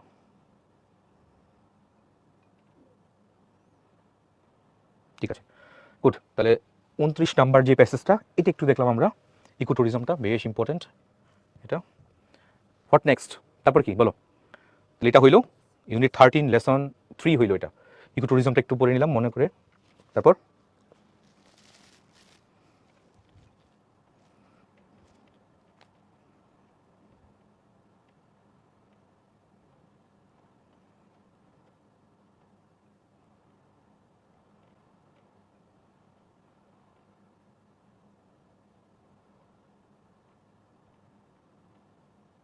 শিক্ষা নিয়ে কয়েকজন বলতেছে, ওকে, এডুকেশন নিয়ে বলতেছে, আমেরিকার কথাও বলতেছে কয়েকজন। ঠিক আছে, আমেরিকা এটাও দেখা যাচ্ছে দিনাজপুর বোর্ড 24 দিছে, আলিমেও 24 দিছে, বেশ কয়েকটা কলেজগুলোতেও দিছে আমেরিকা নিয়ে। তাহলে এটাও চলো চলো পড়ে ফেলি আমরা এটা। আমেরিকা যেটা ছিল, ওকে,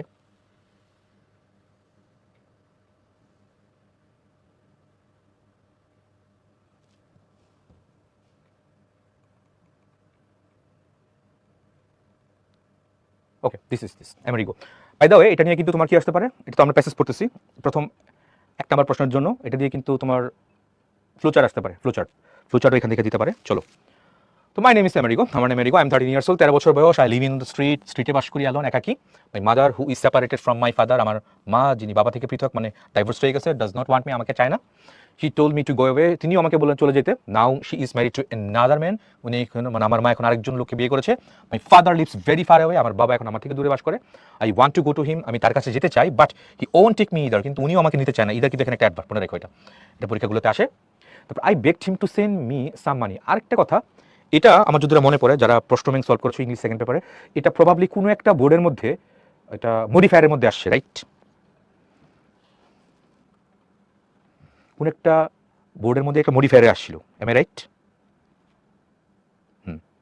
প্রবাবলি কুমিল্লা বা কোনো একটা বোর্ডের মধ্যে মডিফায়ারের মধ্যে আসছিল। তার মানে দেখা যাচ্ছে ফার্স্ট পেপারের প্যাসেজগুলো কিন্তু পিক করে গ্রামারে কোনো কিছু বানায় ফেলতে পারে, সেটা কানেক্টরে আসতে পারে, সেটা মডিফায়ারে দিতে পারে, বা তোমার কি আছে আর্টিকেল যে শূন্যস্থান বা অ্যাপ্রোপ্রিয়েট যে শূন্যস্থান, এগুলো কিন্তু রিমেক করে ফেলতে পারে কিন্তু এখানে অনেক কিছু।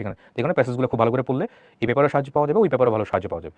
কেন এটার বোর্ডের কথা তো বললামই, আবার বেশ কিছু কলেজের প্রশ্ন সলভ করতে গিয়েও আমি পাইলাম, বেশ কিছু প্রশ্নের মানে কলেজের প্রশ্নের মধ্যে এরকম পাওয়া গেছে যে ফার্স্ট পেপার থেকে কোনো একটা প্যাসেজ নিয়ে ওইখানে গ্রামার রাইটিং বানিয়ে দিস, এরকম এরকম কিন্তু আছে অনেক। সো প্যাসেজটা একটু ভালো করে পড়ে নিও, এটা খুব ইম্পর্টেন্ট, এটা আমার কাছে মনে হচ্ছে আর কি। এটা ইদার এখানে একটা অ্যাডভার্ব। তারপর আই বেগড হিম, আমি তার কাছে প্রার্থনা করেছিলাম to send me some money, কিছু টাকা পাঠাইতে, সো দ্যাট যাতে করে I could buy bus ticket, আমি একটা বাস টিকিট কিনতে পারি।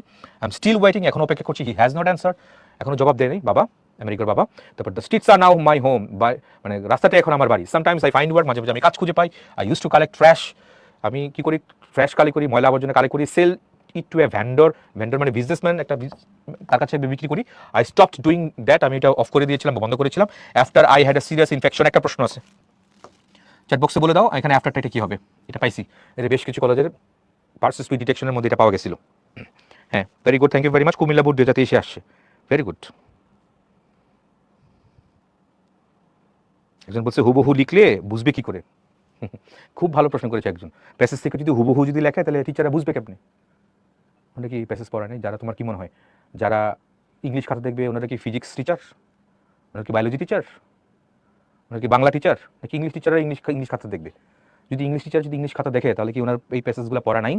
উনি কি কলেজে এইগুলো প্যাসেজগুলো পড়ায় না? বা যদি কোনো কলেজে এনগেজ থাকে তো সেই কলেজে কোনো প্রশ্ন করে না?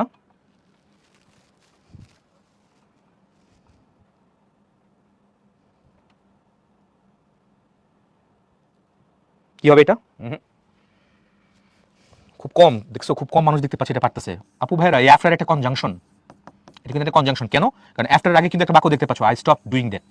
এবং আফটারের পরে দেখো, I had a serious infection and doctor told me to blah blah blah, পুরো একটা বাক্য। তার মানে আফটারের আগে একটা বাক্য দেখতে পাচ্ছি, আফটারের পরে একটা বাক্য দেখতে পাচ্ছি। যদি এরকম থাকে, আফটার আগে একটা সেন্টেন্স এবং পরেও একটা সেন্টেন্স, দুইটা সেন্টেন্সকে যুক্ত করেছো আফটার, তাহলে সেটা কিন্তু একটা কনজাংশন। এটা প্রিপোজিশন না, অনেকে এটা বলছে প্রিপোজিশন না। প্রিপোজিশনে তো পরে তো প্রোনাউনের অবজেক্ট ফর্ম বসে। যেমন rice is eaten by me, বাইয়ের পরে মি বলছো, মি কিন্তু একটা অবজেক্ট ফর্ম প্রোনাউনের, আর এখানে কিন্তু আফটারের পরে আই দিছে, মানে সাবজেক্ট ফর্ম। তো it's not a preposition, you know. এটা কনজাংশন ছিল এটা। তারপর আই স্টপড ডুইং দ্যাট।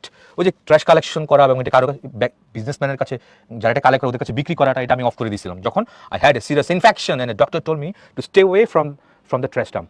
যখন আমি একটা সিরিয়াস একটা ইনফেকশন আক্রান্ত হই এবং ডাক্তার বলেছিল আমার এই ময়লা আবর্জনা কালেকশন কাছ থেকে দূরে থাকতে, তখন আমি এটা অফ করে দিলাম।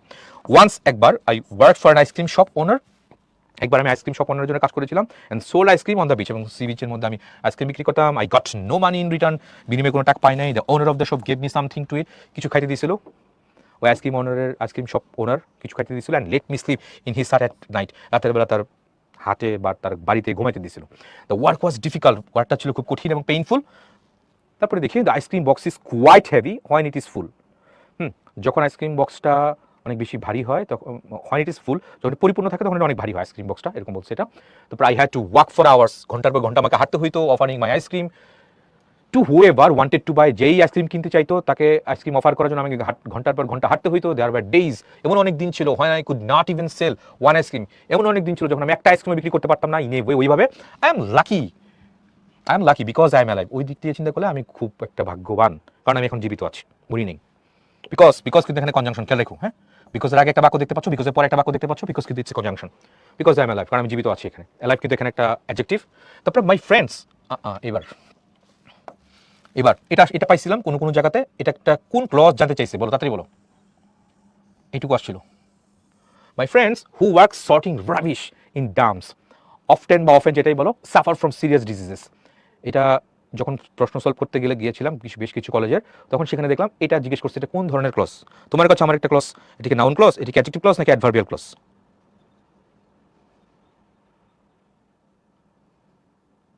Very good, thank you very much. এটাও একটা অ্যাডজেক্টিভ ক্লজ। কেন? কারণ ফ্রেন্ডস নাউনকে তুমি ডিসক্রাইব মডিফাই করতেছো, তার মানে এটা একটা অ্যাডজেক্টিভ ক্লজ, এটা একটা অ্যাডজেক্টিভ ক্লজ। এনিওয়ে, তো suffer from serious diseases, one of them recently died after, একজন মারা গেছিল রিসেন্টলি। ফল, এই যে দেখো ফেল, এই বানানটা খেয়াল করে দেখো, এটা কোথায় কাজে লাগবে? রাইট ফর্ম ভার্বসে আমাদের প্যাসেজে শূন্যস্থান যেটা আসবে উইথ ক্লোজে কাজে লাগবে। ফেল, এটা ফলের পাস্ট টেন্স কিন্তু, এফ এ ডবল এল, ফলের পাস্ট, ফেল। যখন পড়ে গিয়েছিল, কোথায় পড়ে গিয়েছিল? হোল একটা গর্তের মধ্যে, that open in the pile of trash, বিশাল বড় স্তূপের মধ্যে যখন যেটার মুখটা ওপেন করা, সেখানে পড়ে গিয়েছিল। Many of us work for 10 to 12 hours, আমাদের অনেকেই 10 থেকে 12 ঘন্টা কাজ করে, অ্যান্ড গেট সো লিটল, অনেক কম পরিমাণ পায় ইন রিটার্ন বিনিময়ে, and that we can not even buy food, যেইটুকু আমরা ইনকাম করি বা উপার্জন করি সেটি কিন্তু খাবারই কেনা যায় না। তারপরে show shining is very popular, বলে দাও এই শো শাইনিংটা কি হবে? কিন্তু আজকের প্রশ্নটা, এটা কি জিরান্ড হবে, পার্টিসিপল হবে নাকি ইনফিনিটিভ হবে? তাড়াতাড়ি বলো। Shoe shining is very popular, good. তাহলে shoe shining is very popular, তাহলে এটা সাবজেক্ট পজিশনের আগে দেখতে পাচ্ছি নাউন, তাহলে এটা কি? দিস ইজ জিরান্ড, এটা কিন্তু একটা জিরান্ড। তাহলে shoe shining is very popular among the street কিডসের কাছে শো শাইনিংটা অনেক বেশি জনপ্রিয়। A few of my friends, এই ফিউ মানে কিন্তু সাম, এটা মনে রাখো। এটা বেশ কিছু জায়গায় আমি দেখছি এটা জিজ্ঞেস করছে এটার অর্থ কি, ফিউ মানে কি? ফিউ মানে কিন্তু সাম। তাহলে some of my friends also work in factories, আমার কিছু বন্ধু বান্ধব ফ্যাক্টরিজ এবং ওয়ার্কশপে কাজ করে। A boy I know lost one of his eyes after a piece of hot glass flew into his eye. তো একটা বালক যাকে আমি চিনি, হ্যাঁ, যাকে আমি চিনি, তার একটা চোখ নষ্ট হয়ে গেছে যখন পিচ অফ হট গ্লাস, খুব গরম একটা গ্লাসের টুকরা যখন তার চোখের মধ্যে এসে পড়ছিল আর কি। এটা হয় আর কি, যেখানে সে কাজ করতো। তারপর the owner refuse to pay, ওই ওনার যিনি মালিক ছিলেন, উনি যার চোখের মধ্যে পিস অফ হট গ্লাস এসে পড়েছিল, তার মেডিকেল ট্রিটমেন্টের জন্য টাকা পয়সা অস্বীকৃতি জানাইছিল, অ্যান্ড ফায়ার হিম, এবং তাকে চাকরিচ্যুত করলো। ফর মি, আমার জন্য, লাইক অল আদার চিলড্রেন, অন্যান্য যে চিলড্রেনগুলো আছে অন দ্য স্ট্রিটের মধ্যে, ইট ইজ ভেরি হার্ড, খুব কষ্টকর বা কঠিন। আই এম অলওয়েজ হাঙ্গি, সবসময় হাঙ্গরি থাকি, and do not know where I will slip, কোথায় বাস করবো দ্য নেক্সট নাইট, পরবর্তী রাতে কোথায় থাকবো, বাস করবো বা ঘুমাবো। I would like to live in my own home and sleep there in peace. আমি যদি আমার বাড়িতে, নিজের বাড়িতে থাকতে পারতাম এবং সেখানে শান্তিতে ঘুমাইতে পারতাম। The nights are very cold, রাতগুলো খুবই ঠান্ডা। ইন দ্য উইন্টার, শীতের দিন, you can die of cold in the street, রাস্তায় তুমি শীতের কারণে মারা যেতেই পারো। এই হচ্ছিল মোটামুটি তোমার প্যাসেজটা। তারপর যদি দেখি আমেরিগো ইজ কি হবে, ডেপ্রাইভড অফ হিউম্যান রাইটস।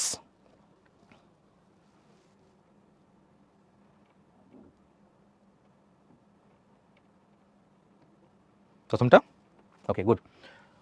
তো ডেপ্রাইভ মানে হচ্ছে বঞ্চিত, বঞ্চিত। America is deprive of human rights. Human rights থেকে দেখো দিনাজপুর বোর্ড 24 দিচ্ছে, আলিমে 24 আসে এটা। What made Amerigo fall sick, কোন জিনিসটা আমেরিকাকে সিক করে ফেলেছিল? যে কালেক্টিং ট্র্যাশ ফ্রম ডাম্প, ময়লা আবর্জনা স্তূপ থেকে ময়লা আবর্জনা কালেক্ট করা এবং সেটা তারপর কোনো একটা ভেন্ডরের কাছে বিক্রি করা, সেটা সফ করে ফেলছিল। কারণ যখন ডাক্তার বললো তাকে কি যেগুলো করো না, এগুলো করলে তুমি আরও ইনফেক্টেড হবা, অলরেডি ইনফেক্টেড হয়েছিল এটা। তারপরে গো অ্যাওয়ে, চালিয়ে যাওয়া বা সরে যাওয়া, টু ডিপার্ট অথবা লিভ এ প্লেস, একটা জায়গা থেকে সরে যাওয়া। এখানে দেখতে পাচ্ছি পেইনফুল, মোটামুটি এখানে দেখা যাচ্ছে গ্রামার পার্ট কমই দিছে, এখানে শব্দের অর্থই বেশি দিছে। পেইনফুলটা কি এখানে অ্যাগোনাইজিং, যন্ত্রণাময় যেটা বলি। I would like to live in my own home and sleep there in peace. Dinajpur 24 আবার দিছে, দেখতে পাচ্ছি এটা। এটা মানে কি, এই স্টেটমেন্টটা মানে কি, Amerigo misses his parents. I would like to live in my own home, নিজের বাড়িতে থাকবো এবং নিজের বাড়িতে ঘুমাইতে পারবো। তো সে তার বাবা মাকে মিস করে, তার বাবা মা তো নাই, বাবা মা এখন দূরে, বাবাও দূরে, মাও দূরে। মা দেখা যায় অন্য একটা লোককে বিয়ে করেছে, বাবা মায়ের সেপারেশন হয়ে গেছে। তো সে চায় এটা তার বাবা মা সহ সেই জন্য একটা বাড়িতে ঘুমাইতে পারতো আর কি। এটা ওই দিক দিয়ে উই হ্যাভ টু ফিল ব্লিজড। আমরা আমরা খুব ব্লিসফুল ওই দিকে, আমাদের যারা থাকার জায়গা আছে, যাদের বাবা মা আছে আর কি। এটা দ্য ওয়ার্ড ফায়ার্ড, ফায়ার মানে চাকরিচ্যুত করা আর কি, স্যাক করা কোনো কিছুতে। দ্য ফায়ার্ড, এখানে কিন্তু ফায়ার মানে আগুন না, চাকরিচ্যুত করা, ফায়ার করা, স্যাক করা, দেখতে পাচ্ছ এটাতে। তারপর what is the home of Amerigo now, কোথায়? অন দ্য স্ট্রিটস, রাস্তা হচ্ছে তার এখন বাড়ি। আচ্ছা, তারপর what makes Amerigo feel lucky, কোন জিনিসটা তারকে লাকি ফিল করাইতেছে? তার জীবন, কারণ হি ইজ দ্য লাইফ, সেটাই বলছিল এখানে, সে এখন জীবিত। কারণ ওই ওই জায়গাটা টেনে আনছিল, তার এক বন্ধু মারা গেছিলো, এবং একটা ছেলেকে জানতো, সে মারা গেছিলো পাইল ট্রেসের মধ্যে, একটা হোলের মধ্যে পড়ে সে মারা গেছিলো আর কি। এটা তো ওই সেন্সে he feel lucky, Amerigo feel lucky, তাহলে সেটা হিজ লাইফ। তারপরে দেখি what does Amerigo's father live, কোথায় বাস করে? ইন ভেরি ডিস্টেন্স প্লেস, অনেক দূরবর্তী কোনো একটা জায়গায় বাস করে। এখানে বাবাকে বলছিল যে বাবার কাছে সে চলে যেতে চায়, বাবাকে টাকা পয়সা পাঠাতে বলছিল, কিন্তু বাবা কোনো রিপ্লাই দেয়নি বা পাত্তা দেয়নি। তবে the closest meaning of the trash, ট্র্যাশটা কি এখানে গার্বেজ বা rubbish, R U double BISS, rubbish, এটা হতে পারে, এটাও পাওয়া যাচ্ছে অনেক জায়গাতে।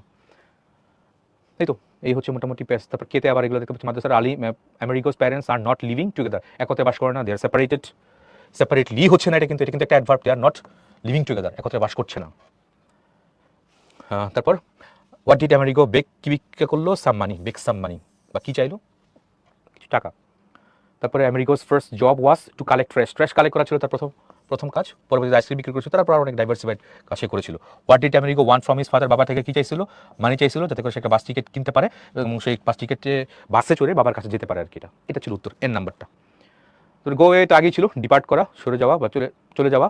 তারপর দ্য ওয়ার্ড রিফিউজটা এখানে কী হবে? ডিনাই, রিফিউজ, এগুলো সহজ সহজ প্রশ্ন দিচ্ছে এগুলোতে। তারপর আমেরিগো অ্যাবাইটস, অ্যাবাইটস মানে এখানে হচ্ছে বাস করা, কোথায় বাস করে? অন দ্য স্ট্রিটস, রাস্তায় বাস করে। What does the word painful, এটাও আগে ছিল, আগে আসছিল। পেইনফুল হচ্ছে অ্যাগোনাইজিং, যন্ত্রণাদায়ক হয়তো। তারপর এখানে প্রশ্নগুলো দিচ্ছে দেখতে পাচ্ছ, আবার সেই একই কথা, তুমি যদি টু দ্য পয়েন্টে অ্যান্সারগুলো করতে পারো ঠিকঠাক করে। অবশ্যই একটা জিনিস খেয়াল রাখবা, টেন্সের দিকে খেয়াল রাখবা। টেন্সের দিকে অবশ্যই খেয়াল, দেখতে পাচ্ছ সবগুলো মোটামুটি প্রেজেন্ট টেন্স। হ্যাপেন্স, তারপর এখানে সাপোর্ট, হাউ ইজ, তারপর হোয়াই ডিড, এখানে জাস্ট একটা মাত্র পাস্ট টেন্সে হাউ ডাস আমেরিগো। দেখো অন্য সবগুলো একমাত্র বি নাম্বার ছাড়া বাকি সবগুলো দেখা এখানে প্রেজেন্ট টেন্সে দেওয়া আছে। সো টেন্সটা ফলো করাটা অনেক গুরুত্বপূর্ণ। তুমি টেন্স ফলো করলো না, তুমি নিজের মতো করে বানায় লিখলা, তাহলে কিন্তু মার্ক কাটা যাবে, জিরো দিতে পারে। টেন্স অবশ্যই ফলো করতে হবে, কোশ্চেনের মধ্যে যে টেন্স থাকবে এই টেন্সটা ফলো করবা, আর টু দ্য পয়েন্টে লিখবা। কপি করবো না, যদি কপি করে ফেলো তাহলে এটাকে প্যারাফ্রেজিং করে দাও, বা করে যদি প্যাসেজে সিম্পল থাকে কমপ্লেক্স বা কম্পাউন্ড বানায় দাও, আর কিছু শব্দ সিনোনিমস অ্যান্টোনিমসগুলো চেঞ্জ করে দাও। এই তো।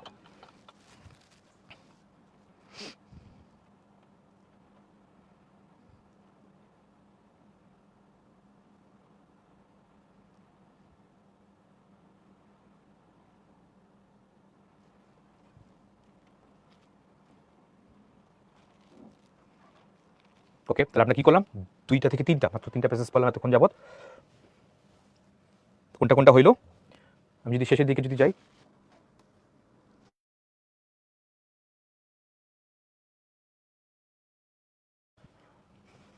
তাহলে শেষের দিকে যদি যাই, ইকোটুরিজম হইলো, তারপর চ্যামেরিগো হইলো, আর উপরে সামনের দিকে যদি বলি এখানে কোনটা?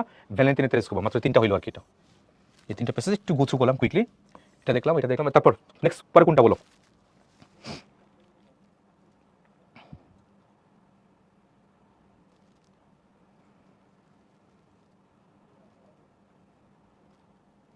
এডুকেশন এম, শিক্ষার কথা বলতেছে। ওকে, শিক্ষার একটা পড়বো এখানে, তাহলে কোনটা পড়বো? উপরটা নিচেটা, যেটা যে কোনো একটা পড়বো, এটা না এটা? শিক্ষার কোন একটা পড়বো বলো?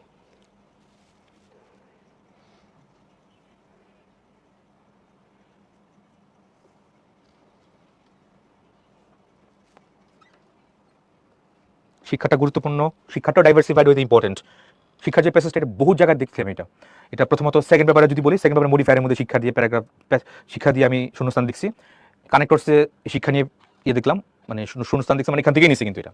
আর এখানে এই এডুকেশনের যে শিক্ষার যে প্যাসেজটা, এটা দিয়ে তোমার এমসিকিউ তো দিছি, এমসিকিউ প্লাস যে 5টা কোয়েশ্চেন এটা দিচ্ছে, তারপর ফ্লো চার্টের মধ্যেও ছিল, এটা ফ্লো চার্টের মধ্যে এডুকেশন দিয়েছিল, আবার সামারি রাইটিংয়ের মধ্যেও এখানেও ছিল, মানে 3 জায়গাতেই দেখলাম এই শিক্ষার প্রথমটা, স্পেশালি ফার্স্ট যেটা এডুকেশন গিভস, একই মোটামুটি কাছাকাছি, থিমটা হয়তো পুরো কাছাকাছি, শিক্ষা নিয়ে আর কি, যে কোনো একটা গুরুত্বপূর্ণ। আবার এটা প্যারাগ্রাফের ক্ষেত্রেও দিতে পারে এটা। ওকে, এডুকেশন এইমসের কথা বলতেছে অনেকে। ঠিক আছে, চলো দেখি আমরা তাহলে। এটা 24 চিটাগং বোর্ড 24-এ দিছে, সিলেট বোর্ড 23-এ দিছে প্রথমটা এডুকেশন, আর তারপর হচ্ছে এডুকেশন এইমস। কোন একটা দেখি, যে কোনো একটা। এটা তো না, এটাও কি না? কোথায় চলে গেলাম? বেশি আগে চলে গেলাম মনে হচ্ছে, বা বেশি পরে চলে গেছি। আচ্ছা, কোথায়? হ্যাঁ, 1 2 3 4 5 5 5 6 নাম্বার, নাম্বার 5 আর নাম্বার 6, নাম্বার 5 আর নাম্বার 6, নাম্বার 6 এর কথা বলতেছে অনেকে। ওকে, গুড। নাম্বার 5, সরি, নাম্বার 4 আর নাম্বার 5, 5 ডান, 5, হ্যাঁ 5। নাম্বার 3 কোনটা? ওকে, দিস ইজ নাম্বার 3। ওকে, তাহলে এডুকেশন গিভস আস নলেজ, এটা চিটাগং বোর্ড 24-এ দেখলাম, আবার সিলেট বোর্ড 23-ও, এটাও দেখলাম। পিডিএফ দিয়ে দিব ক্লাসের পরে, পেয়ে যাবো। চলো খুব ফাস্ট পড়ি আমরা। এডুকেশন গিভস আস নলেজ, শিক্ষা আমাদেরকে কি দেয়? জ্ঞান দেয়, অ্যান্ড সেট অফ অ্যাবিলিটিস, এবং কিছু দক্ষতা দেয়। টু ফাংশন, আপু ভাইয়ের এখানে ফাংশন কিন্তু একটা ভার্ব। এই প্যাসেজ থেকে যদি গ্রামাটিক্যাল কোনো প্রশ্ন আসে, দেখবে একটা প্রশ্ন দিবে টু ফাংশন, ফাংশন কিন্তু এখানে একটা ভার্ব। তো to function meaningfully in life, অর্থপূর্ণভাবে মানে আমাদের জীবনে ফাংশনটা করা, সেটা হচ্ছে এডুকেশন আমাদের একটা জ্ঞান দেয় এবং কিছু দক্ষতা দেয় আর কি। সাচ এস যেমন the ability to decide things rationally, এই র্যাশনালি শব্দ থেকে যৌক্তিকভাবে, লজিক্যালি, এটার সিনোনিমস কিন্তু পরীক্ষায় আসে। দুইটা জিনিস পড়বো, একটা প্রসেস পড়ার সময় গুরুত্বপূর্ণ সিনোনিমস সেন্টেন্স এটা বলে দিব, আর যদি কোনো পার্সেস পিচ চোখে পড়ে সেটা বলে দিব, তাহলে খুব কুইকলি গোথ্রু হয়ে গেল আর কি এটা। Things rationally to make the right choices, যৌক্তিকভাবে কোনো কিছু সিদ্ধান্ত নিতে, এবং দ্য রাইট চয়েসেস, এবং সঠিক জিনিসকে চয়েস করতে শিক্ষা আমাদেরকে সহায়তা করে। As we learn how to read, যেহেতু আমরা শিখি কীভাবে পড়তে হয়, লিখতে হয়, and do basic operations of arithmetics, এবং অ্যারিথমেটিক্সে গাণিতিক যে অপারেশনসগুলো সেগুলো করতে শিখি বা করি, উই গেইন এ ডিগ্রি, আমরা একটা degree pi of self confidence, মানে কনফিডেন্স মানে কি? আত্মবিশ্বাস, আত্মবিশ্বাসের একটা ডিগ্রি পাই। তারপর we learn to think of our selves, আমরা শিখি নিজেকে নিয়ে চিন্তা করতেন। আর্টিকুলেট, এটা এই অর্থটাও আসে। আর্টিকুলেট মানে স্পষ্ট করা কোনো কিছু, ক্ল্যারিফাই করা, সিনোনিমস কিন্তু। আর্টিকুলেট স্পষ্ট করা, ক্ল্যারিফাই করা, এটা important. Our self articulate hour thoughts, এখানে থটস কিন্তু একটা নাউন, মনে রেখো। এখানে বেশ কয়েকটা শব্দ, এটা হচ্ছে একটা ভার্ব। আর্টিকুলেট স্পষ্ট করা কোনো কিছু, এটা একটা ভার্ব। ক্ল্যারিফাই করা, থটস মানে চিন্তা, থিঙ্কিং বলতে পারি আমরা। We pick up skills to communicate with others, অন্যদের সাথে যোগাযোগ করার জন্য স্কিলস নেই, and manage our affairs well, আমরা আমার কাজকর্মগুলো খুব ভালোভাবে করতে পারি। তারপরে education helps us think independently, শিক্ষা আমাদেরকে সাহায্য করে স্বাধীনভাবে চিন্তা করতে, and make our own opinions, আমাদের ওপিনিয়ন্সকে করতে বা ওপিনিয়ন জানাইতে। As we know more about the world, যেহেতু আমরা যত বেশি পৃথিবী সম্পর্কে জানি, উই অ্যাপ্রিসিয়েট, ভার্ব কিন্তু, প্রেইজ করা, প্রশংসা করা, দ্য গুড থিংস, ভালো জিনিসের প্রশংসা করি। ইট অফার্স, যেটা আমাদেরকে দেয়, বাট অলসো বিকাম ক্রিটিক্যাল, কিন্তু বেশ ক্রিটিক্যাল হই। ক্রিটিক্যাল মানে কি? আমরা ফল ফাইন্ডিং করার চেষ্টা করি, ক্রিটিক্যাল হই। Of the deviations from the values it imparts, and the rise of hatred, hatred মানে হচ্ছে ঘৃণা, মনে রেখো শব্দটার অর্থ আসে, অ্যান্ড কনফ্লিক্ট দ্যাট ফলোজ। তো কী করে ভালো জিনিসকে আমরা যেমন অ্যাপ্রিসিয়েট করি, তেমনই মন্দ বা খারাপ জিনিসকে আমরা এইগুলোর সম্পর্কে আমরা কী হয়? ক্রিটিক্যাল হতে উদ্বুদ্ধ করে শিক্ষা, জাস্টিফাই করার জন্য আমাদেরকে ইন্সপায়ার করে। তারপর the first thing education does, প্রথম জিনিসটা শিক্ষা আমাদের দেয় বা করে, গিভ আস অ্যাওয়ারনেস, সচেতনতা বাড়ায়, অ্যাবাউট আওয়ার সেলফ, নিজেদের সম্পর্কে, হুইচ লিডস, যেটা ধাবিত করে, to the development of our personality, যেটা আমাদের পার্সোনালিটি কী করে? ডেভেলপ করে, উন্নতি করে। তারপরে অ্যাজ উই বিগিন স্কুল, যেটা আমরা স্কুল শুরু করি, we feel the need to belong to the class and make friends, আমরা একটা ক্লাসের অন্তর্ভুক্ত হই, ক্লাসে থাকি, অ্যান্ড মেক ফ্রেন্ডস, এবং বন্ধু বান্ধব এগুলো বানাই। তারপরে দেখি then we expand our sense of belonging to include the school at large, at large মানে কি? বিস্তারিত বা বিশালভাবে, বিগ স্কেলে, লার্জার স্কেলে। আমরা কী করি? স্কুলের যে স্কুলে একটা ক্লাসের মধ্যে সবার সাথে ইনক্লুডেড হয়ে কোনো কিছু করা, সেই সেন্সটা আমাদের টিম ওয়ার্ক, এক কথা যদি বলি খুব সহজ করে, টিম ওয়ার্কের সাথে সবার সাথে একসাথে বসে একসাথে কোনো কাজ করছে, সেদিকে আমাদের ইন্সপায়ার করে।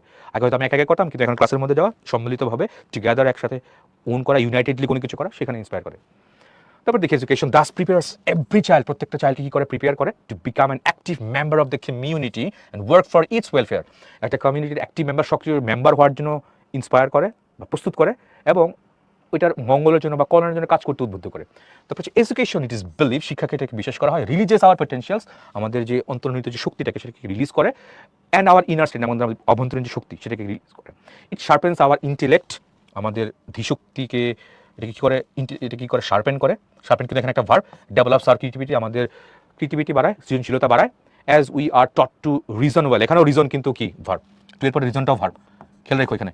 সাধারণত আমরা রিজন এবং ফাংশন এগুলো আমরা নাউন হিসেবে ইউজ করি, কিন্তু প্যাসেজের কন্টেক্সট যদি বলে এত নাম্বার লাইনের মধ্যে এই রিজনটা কি, নাউন, ভার্ব নাকি অ্যাডজেক্টিভ নাকি অ্যাডভার্ব।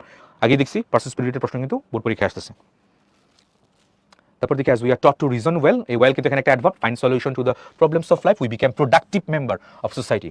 আমরা একটা সোসাইটির সক্রিয় মেম্বার হয়ে যাই যখন আমরা কোনো কিছু রিজন ওয়েল, কোনো কিছু কারণ শিখি, আমরা কোনো কিছু কারণ যৌক্তিকভাবে কোনো কিছু আমরা শিখি এবং সেই প্রবলেমটা ট্রেক করি এবং সেই প্রবলেমটা সলভ করার জন্যও চেষ্টা করি আমাদের বাস্তব আমাদের জীবনে, তখন আমরা একটা সোসাইটির প্রোডাক্টিভ মেম্বার হয়ে উঠি আর কি, এটা কার্যকর মেম্বার, কার্যকর সদস্য হয়ে উঠি আর কি। এটা education by definition is progressive, এটা একটা প্রোগ্রেসিভ, একটা মানে যেটা এগিয়ে যাচ্ছে, যেটা প্রগতিশীল, যেটা বলি বাংলা যদি বলি প্রগতিশীল, অ্যাডভান্সিং সেটা বলতে পারি আমরা, এটা লিবারেল, উদার, teaching us to respect human diversity, যেটা আমাদেরকে শিক্ষা দেয় মানব বৈচিত্র্য যেটা হয় সেটাকে সম্মান করতে, আরেকজন অন্য ধর্ম বা অন্য ক্যাস্ট বা অন্য ক্রিডের তার প্রতি, বা সে একটা কালো বা সে একটা ফর্সা, তার প্রতি আমাদের কোনো ইয়ে নেই, ক্লাস সেগ্রিগেশন কোনো কিছু নাই, সবাইকে রেসপেক্ট করা, and cultural and religious differences, সেটা হোক সাংস্কৃতিক, সেটা হোক ধর্মীয় ডিফারেন্স থাকার পরেও তাকে সম্মান করা, শ্রদ্ধা করা।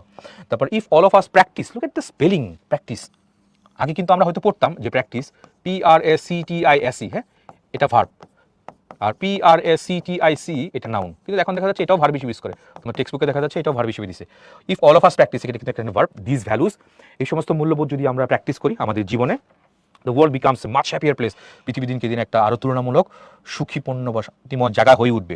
এডুকেশন অলসো ফস্টার্স, লালন পালন করে, ক্রিটিক্যাল থিঙ্কিংকে লালন পালন করে, and provides us A set of competencies, যোগ্যতা বা দক্ষতা, কম্পিটেন্সিস মানে অ্যাবিলিটিস বলতে পারো, including life skills, life skill সম্বলিত কম্পিটেন্সি বা যোগ্যতা এগুলো দেয়, দ্যাট এনাবল, যেটা এনাবল করে, আমাদের সক্ষম করে তোলে, us to become a competitive, এটা ইম্পর্টেন্ট দেখো, become competitive even in the most challenging of circumstances, সবচেয়ে বেশি চ্যালেঞ্জিং যে সিচুয়েশন বা অবস্থা সেখানে আমাদের আরও বেশি কম্পিটিটিভ করে তোলে, আরও বেশি প্রতিযোগিতাপূর্ণ করে তোলে, আমি অন্যদের সাথে ফাইট করার সক্ষমতা অর্জন করি, by through education, nothing else. তারপর দেখি education also teaches us to appreciate beauty, সৌন্দর্য, and the bounties of nature, এবং নেচারের যে বাউন্টিসগুলো আছে সেটাকে অ্যাপ্রিসিয়েট করতে আমাদের শিক্ষা দেয় আর কি। একটা কবিতাও ছিল, মানে ছোটবেলায় পড়ছিল কিনা জানি না এটা। তারপর school how ever is not the only place where child gets education, স্কুলটা একমাত্র এরকম একটা জায়গা না যেখানে শিশুরা শিক্ষা নেয়। Bangla poem tells us that nature can be our best teacher, একটা বাংলা কবিতা যেটা বলে যে প্রকৃতি আমাদের সবচেয়ে বড় শিক্ষক হতে পারে। Couple of lines from the poem in English translation, the sky has taught to me to be liberal, আকাশ, একটা কবিতা ছিল ছোটবেলায় পড়ছো কিনা জানি না, আকাশ আমায় শিক্ষা দিল উদার হতে বাইরে, কর্মী হবার মন্ত্র আমি বায়ুর কাছে পাই, এরকম একটা ছিল। তো সেটাই এখানে অনুবাদ দিছে এটাতে, English translation, the sky has taught me to be liberal, তারপর the wind has given me the motto to be industrious, কর্মী হবার মন্ত্র, ইন্ডাস্ট্রিয়াস পরিশ্রমী হওয়ার মন্ত্র পায় বাতাস থেকে। If we can make nature our friend, যদি জীবন মানে নেচারটাকে আমার বন্ধু বানাতে পারি, ফিলোসফার অ্যান্ড গাইড এগুলো যদি বানাতে পারি, দার্শনিক এবং পথপ্রদর্শক, we can learn lessons about life, জীবন থেকে আমরা অনেক শিক্ষা নিতে পারি। Combined with what our schools teachers, আমাদের স্কুলসকে আমাদেরকে কি শিক্ষা দেয়, will prepare us for the future, এবং এটাই ভবিষ্যতের জন্য আমাকে কি প্রস্তুত করে। এই তো মোটামুটি এখানে শিক্ষা নিয়ে কথাবার্তাগুলো বললাম।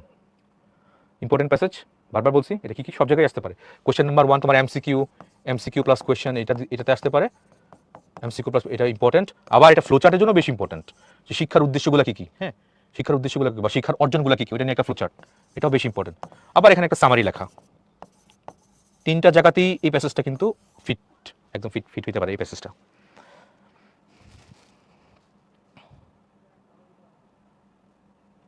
ওকে, তারপরে দ্য ওয়ার্ড অ্যারিথমেটিক, বুঝতেই পারছো, the study of mathematics, arithmetic পাটিগণিত যেটা আমরা বলতাম, দ্য স্টাডি অফ ম্যাথামেটিক্স। তারপর টু ডিসাইড থিংস র্যাশনালি, যৌক্তিকভাবে কোনো কিছুকে ডিসাইড করাতে, দেখো টু জাজ থিংস রিজনেবলি কোনো কিছুকে জাজ করা, অ্যান্ড টেক ওয়াইজ ডিসিশন, এবং সেই অনুযায়ী সিদ্ধান্ত নেওয়া, এটাই rationally. To decide things rationally, এটাই বর্ণনা করতেছে, ইম্পর্টেন্ট কিন্তু এটা। তারপর the first act of education is to develop personality, ব্যক্তিত্বকে উন্নত করে, প্রথম কাজটাই হচ্ছে এটা শিক্ষার। তারপরে what does the idiom at large, পুরোপুরিভাবে, এটা কিন্তু ইম্পর্টেন্ট, যদি এই প্যাসেজটা দেয় এই এমসিকিউটা কিন্তু আসে অ্যাট লার্জ, পুরোপুরিভাবে, কমপ্লিটলি, ব্রডলি যেটা বলি আমরা, এটা ব্রডলি, এন্টায়ারলি, কমপ্লিটলি, সেটা হচ্ছে অ্যাট লার্জ, এটা ইম্পর্টেন্ট। এই প্যাসেজ দিলেই কিন্তু দেখবে এমসিকিউটা আসে। থ্রু এডুকেশন উই বিকাম কি হচ্ছে রেশনাল মেম্বার্স অফ সোসাইটি, একটা সমাজের আমরা যৌক্তিক, একটা সমাজের আমরা রেশনাল মেম্বার হয়ে উঠি। আর তারপর the sky teaches us to be liberal, উদার হতে শিক্ষা দেয় আকাশ, পয়েটিক না, সাইন্টিফিক না, অনেস্ট না। তারপর the passage is about benefits of education, এটাও বেশ গুরুত্বপূর্ণ, শিক্ষার লাভকে নিয়ে, এখানে বেনিফিটসগুলো নিয়ে আসলে এই প্যাসেজটা দিয়েছে, শিক্ষা থেকে কী কী করতে পারে, কী কী হতে পারে আর কি এটা। তারপর the meaning of the word hatred, hatred মানে ঘৃণা, ইন্টেন্স ডিসলাইক, কিন্তু এটা শুধু ঘৃণা না, প্রচন্ড লেভেলের ঘৃণা আর কি, ইন্টেন্স ডিসলাইক, মনে রাখো, ইম্পর্টেন্ট এটা। তারপরে what we can get education, আমরা শিক্ষা পাই not only from education institution but also family, society, nature, from experiences of life, শুধু প্রাতিষ্ঠানিক শিক্ষাই না, পরিবার, সমাজ এবং প্রকৃতি থেকেও আমরা কি, প্রকৃতির বিভিন্ন অভিজ্ঞতা থেকে আমরা শিক্ষা পাই, এটি পারফেক্ট শিক্ষা বা পূর্ণাঙ্গ শিক্ষা। Proper education frames a child for the future, প্রকৃত শিক্ষাই একটা চাইল্ডকে ভবিষ্যতের জন্য কি করে তোলেও, তাকে পাথেয়, ভবিষ্যতে সে সামনে, ভবিষ্যৎ মানে ফিউচার লাইফ যেখানে সে পারফেক্টলি গো থ্রু করতে পারে, সেখানে তাকে ইয়ে দেয় আর কি এটা। তারপরে প্যাসেজগুলো তো আছেই। তারপরে এটা কি বলবো, শিক্ষা দুইটা ছিল, ওকে, খুব কুইকলি গো থ্রু করে ফেলে চলো। Education aims to bring positive change আনে, ইতিবাচক পরিবর্তন আনে ইন আওয়ার বিহেভিয়ার, আমাদের আচার আচরণে। ইট হেল্পস আস ট্রাই, জানি না এই ভার্বগুলো পড়ছো কিনা, ইট হেল্পস আস ট্রাই, এই হেল্পটা কিন্তু এটা কি ভার্ব, এটা কিন্তু একটা পজিটিভ ভার্ব, একটা ভার্ব দিচ্ছ, ভার্বের বেস ফর্ম হয়েছে এটা, শূন্যস্থান না পারলে না জানে কিন্তু এগুলো সমস্যা হয়ে যাবে দেখবো।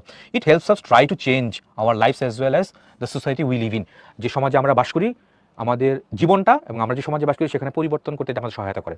Education that does not illuminate, আলোকিত করা, এনলাইটেন, এটা সিনোনিমস আসে, এই প্যাসেজটা যদি আসে ইলুমিনেট, আলোকিত করা, এনলাইটেন, আলোকিত করা।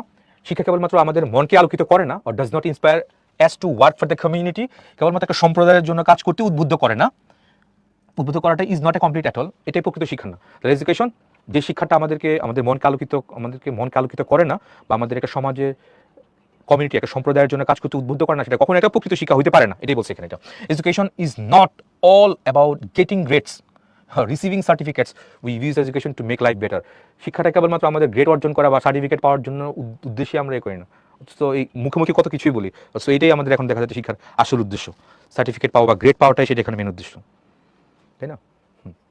তারপর we expected to apply the knowledge, skills and values that we learn in a classroom in our engagement with world that lies outside, আমাদের বাইরের সামনে যে পৃথিবীটা পড়ে আসে, সেই পৃথিবীর সাথে কি করে এনগেজমেন্ট, সম্পৃক্ততা বাড়ানোর জন্যই এই শিক্ষাটা লিয়াজু হিসেবে কাজ করে আর কি। তারপরে and we can do so many different ways, আমরা অনেকভাবে করতে পারি। Let's have a look. আচ্ছা, এখানে লুকটা কি হবে, যদি বলে ছাতনামা লাইনের মধ্যে এই লুকটা কোন পার্ট অফ স্পিচ হবে,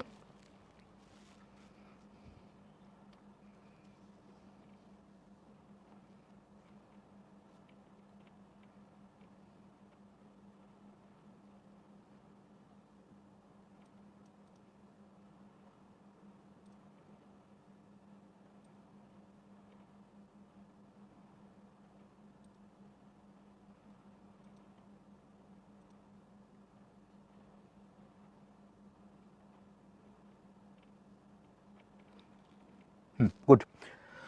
লেটস হ্যাভ এ লুক, এখানে লুক কিন্তু একটা নাউন, যদি প্যাসেজটা আসে প্রশ্ন কিন্তু দিতে পারে। Let's have a look at how education works, চলো দেখি শিক্ষা কিভাবে কাজ করে। লার্নার্স, এই বানানটা কিন্তু ঠিক আছে, দেখো অ্যাপোস্ট্রফি কিন্তু এর পরে দিচ্ছে, দিস ইজ কারেক্ট, শিক্ষার্থীদের আর কি, এটা প্লুরাল অ্যাপোস্ট্রফি। সিভিক এনগেজমেন্ট, নাগরিক সম্পৃক্ততা, ইজ হাইলি অ্যাপ্রিশিয়েট, অনেক বেশি অ্যাপ্রিশিয়েট করা হয় এটা অল ওভার দ্য ওয়ার্ল্ড, পুরো পৃথিবীব্যাপী। Civic engagement means working to make difference in civic life, the public life of the citizens as contrasted with private or personal life of the community using knowledge, skills, তারপর values and motivation. খুব সহজ করে যদি বলি কোনটা, এটা civic engagement মানে কি, নাগরিক সম্পৃক্ততা, এটা মানে কি একটা এরিয়াতে যে নাগরিকরা বাস করে, বা এরিয়া বা নগর যেখানেই বলো, যে নাগরিকরা বাস করে তাদের লাইফটাকে গুড থেকে বেটার করা, গুড থেকে বেটার করতে যে কাজগুলো আমি করতেছি, যে কাজগুলো করতেছি সেগুলোই হচ্ছে সিভিক এনগেজমেন্ট, নাগরিক সম্পৃক্ততা, নাগরিকদের বেটারমেন্টের জন্য কাজ করার কি এটা। The civic engagement promotes the quality of life in a community by contributing to the improvement of health and wellbeing of the people, স্বাস্থ্য এবং তাদের কল্যাণের জন্য কাজ করা।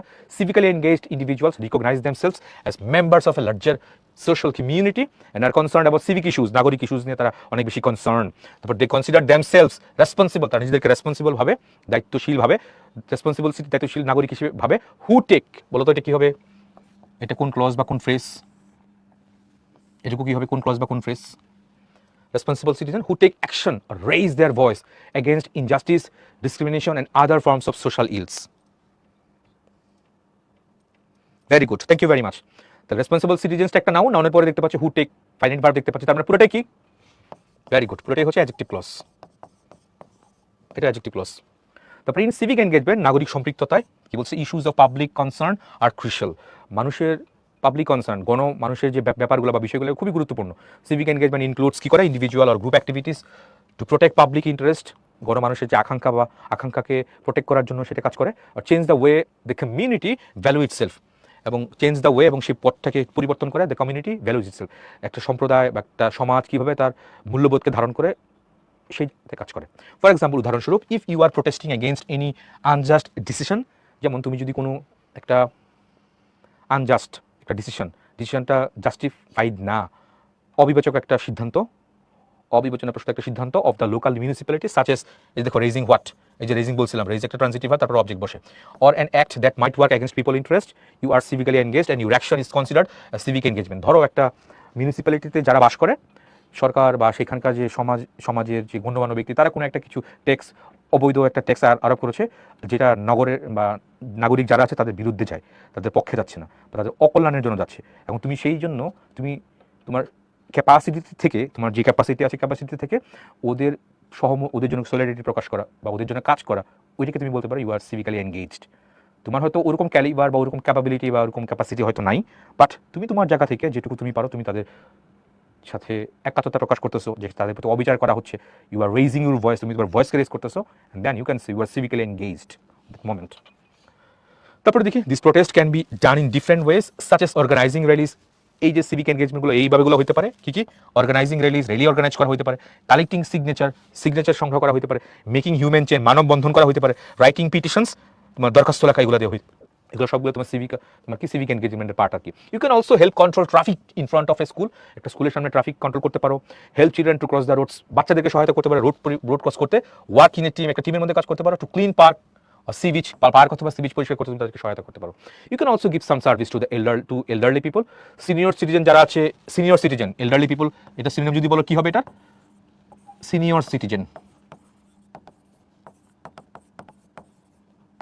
তো সিনিয়র সিটিজেন বলতে পারি, এটা এল্ডারলি পিপলকে তুমি কি করতে পারো? সহায়তা করতে পারো।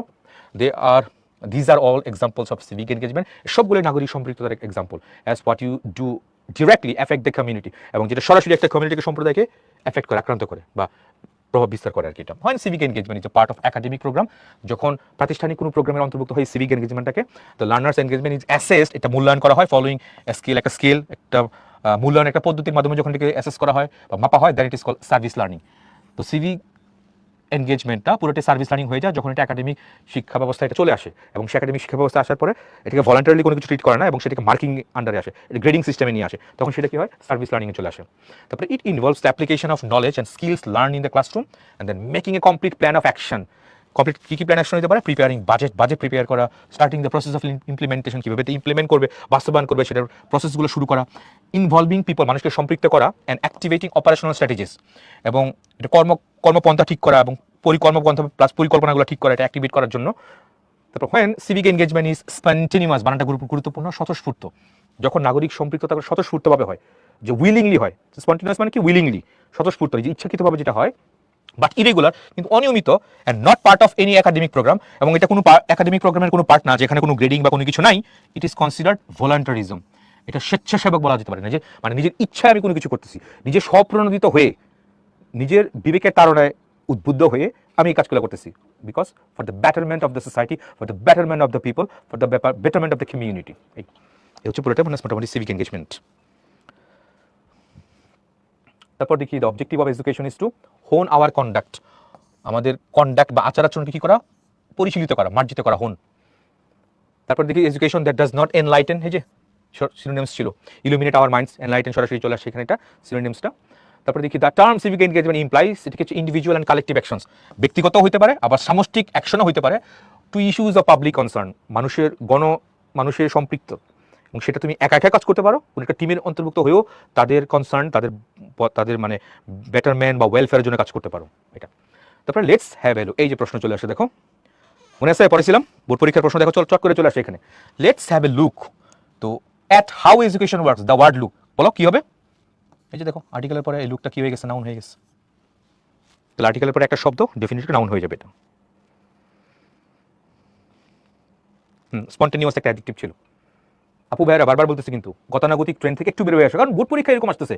বোর্ড পরীক্ষায় সিনোনিমস অ্যান্টোনিমসের পাশাপাশি আমি দেখতে পাচ্ছি বোর্ড পরীক্ষায় পার্সন স্পিচ রিলেটেড প্রশ্ন দিতেছে, বোর্ড পরীক্ষায় আমি দেখতে পাচ্ছি ক্লজের প্রশ্ন দিতেছে, বোর্ড পরীক্ষায় জিরান পার্টিসিপেলের প্রশ্ন দিতেছে। সো দেখাইছি তো শুরুর দিকে দেখাইছি বোর্ড পরীক্ষার মধ্যে এগুলো আসতেছে। সো এই প্রশ্নগুলো যদি এখন অন্যান্য যে প্যাসেজ সেগুলো রিপিট করে তখন কি অবস্থা হবে? সব দিকেই তোমার পড়া লাগবে, খালি গতানুগতিকভাবে পড়লে যে হয়ে যাবে, নট লাইক দ্যাট। এনিওয়ে, তারপরে দেখি আমরা when civic engagement is spur of the moment but irregular, it is not part of any academic program, it is called ভলান্টারিজম।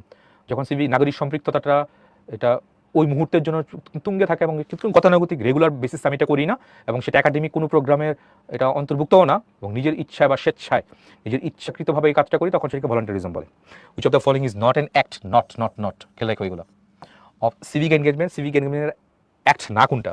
তো জাস্ট স্কুল স্টাডি ম্যাটেরিয়ালস, স্কুলের স্টাডি ম্যাটেরিয়ালসকে ধ্বংস করে, এটা তো অবশ্যই সিভিক এনগেজমেন্টের অংশ না, আর অন্য সবগুলো কিন্তু অংশ, এটাও অংশ, এটাও to control the traffic in front of the school, two protest and unfair rise in the tax rate, to help the needy people, এগুলো সবগুলো সিভিক এনগেজমেন্টের মধ্যে পড়ে।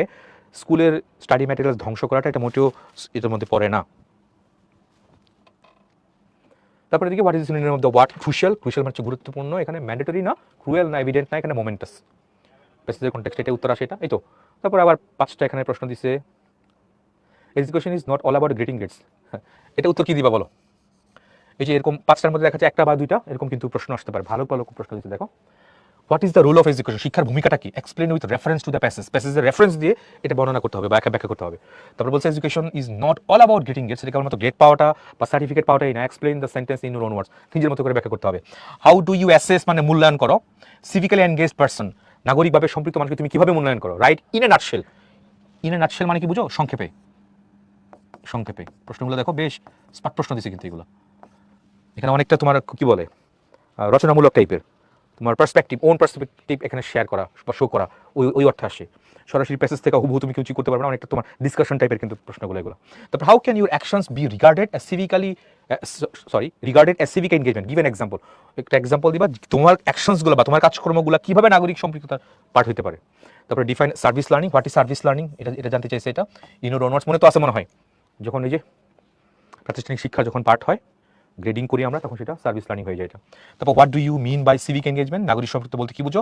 What does civic engagement uphold, নাগরিক সম্পৃক্ত কি আপহোল্ড করে, কি ধারণ করে? যে betterment of the community, betterment of the people.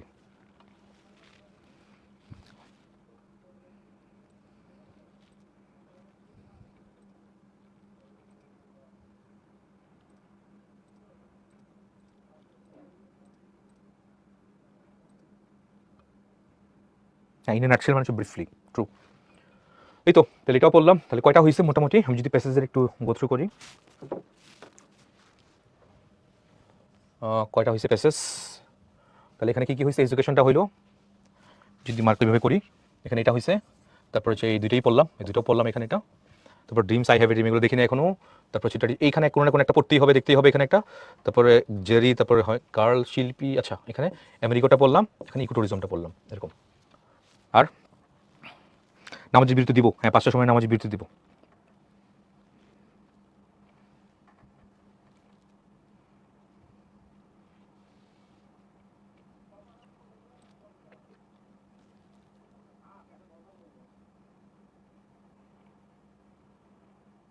পাঁচটায় নামাজের বিরতি দিব ইনশাল্লাহ, টেনশন নিও না।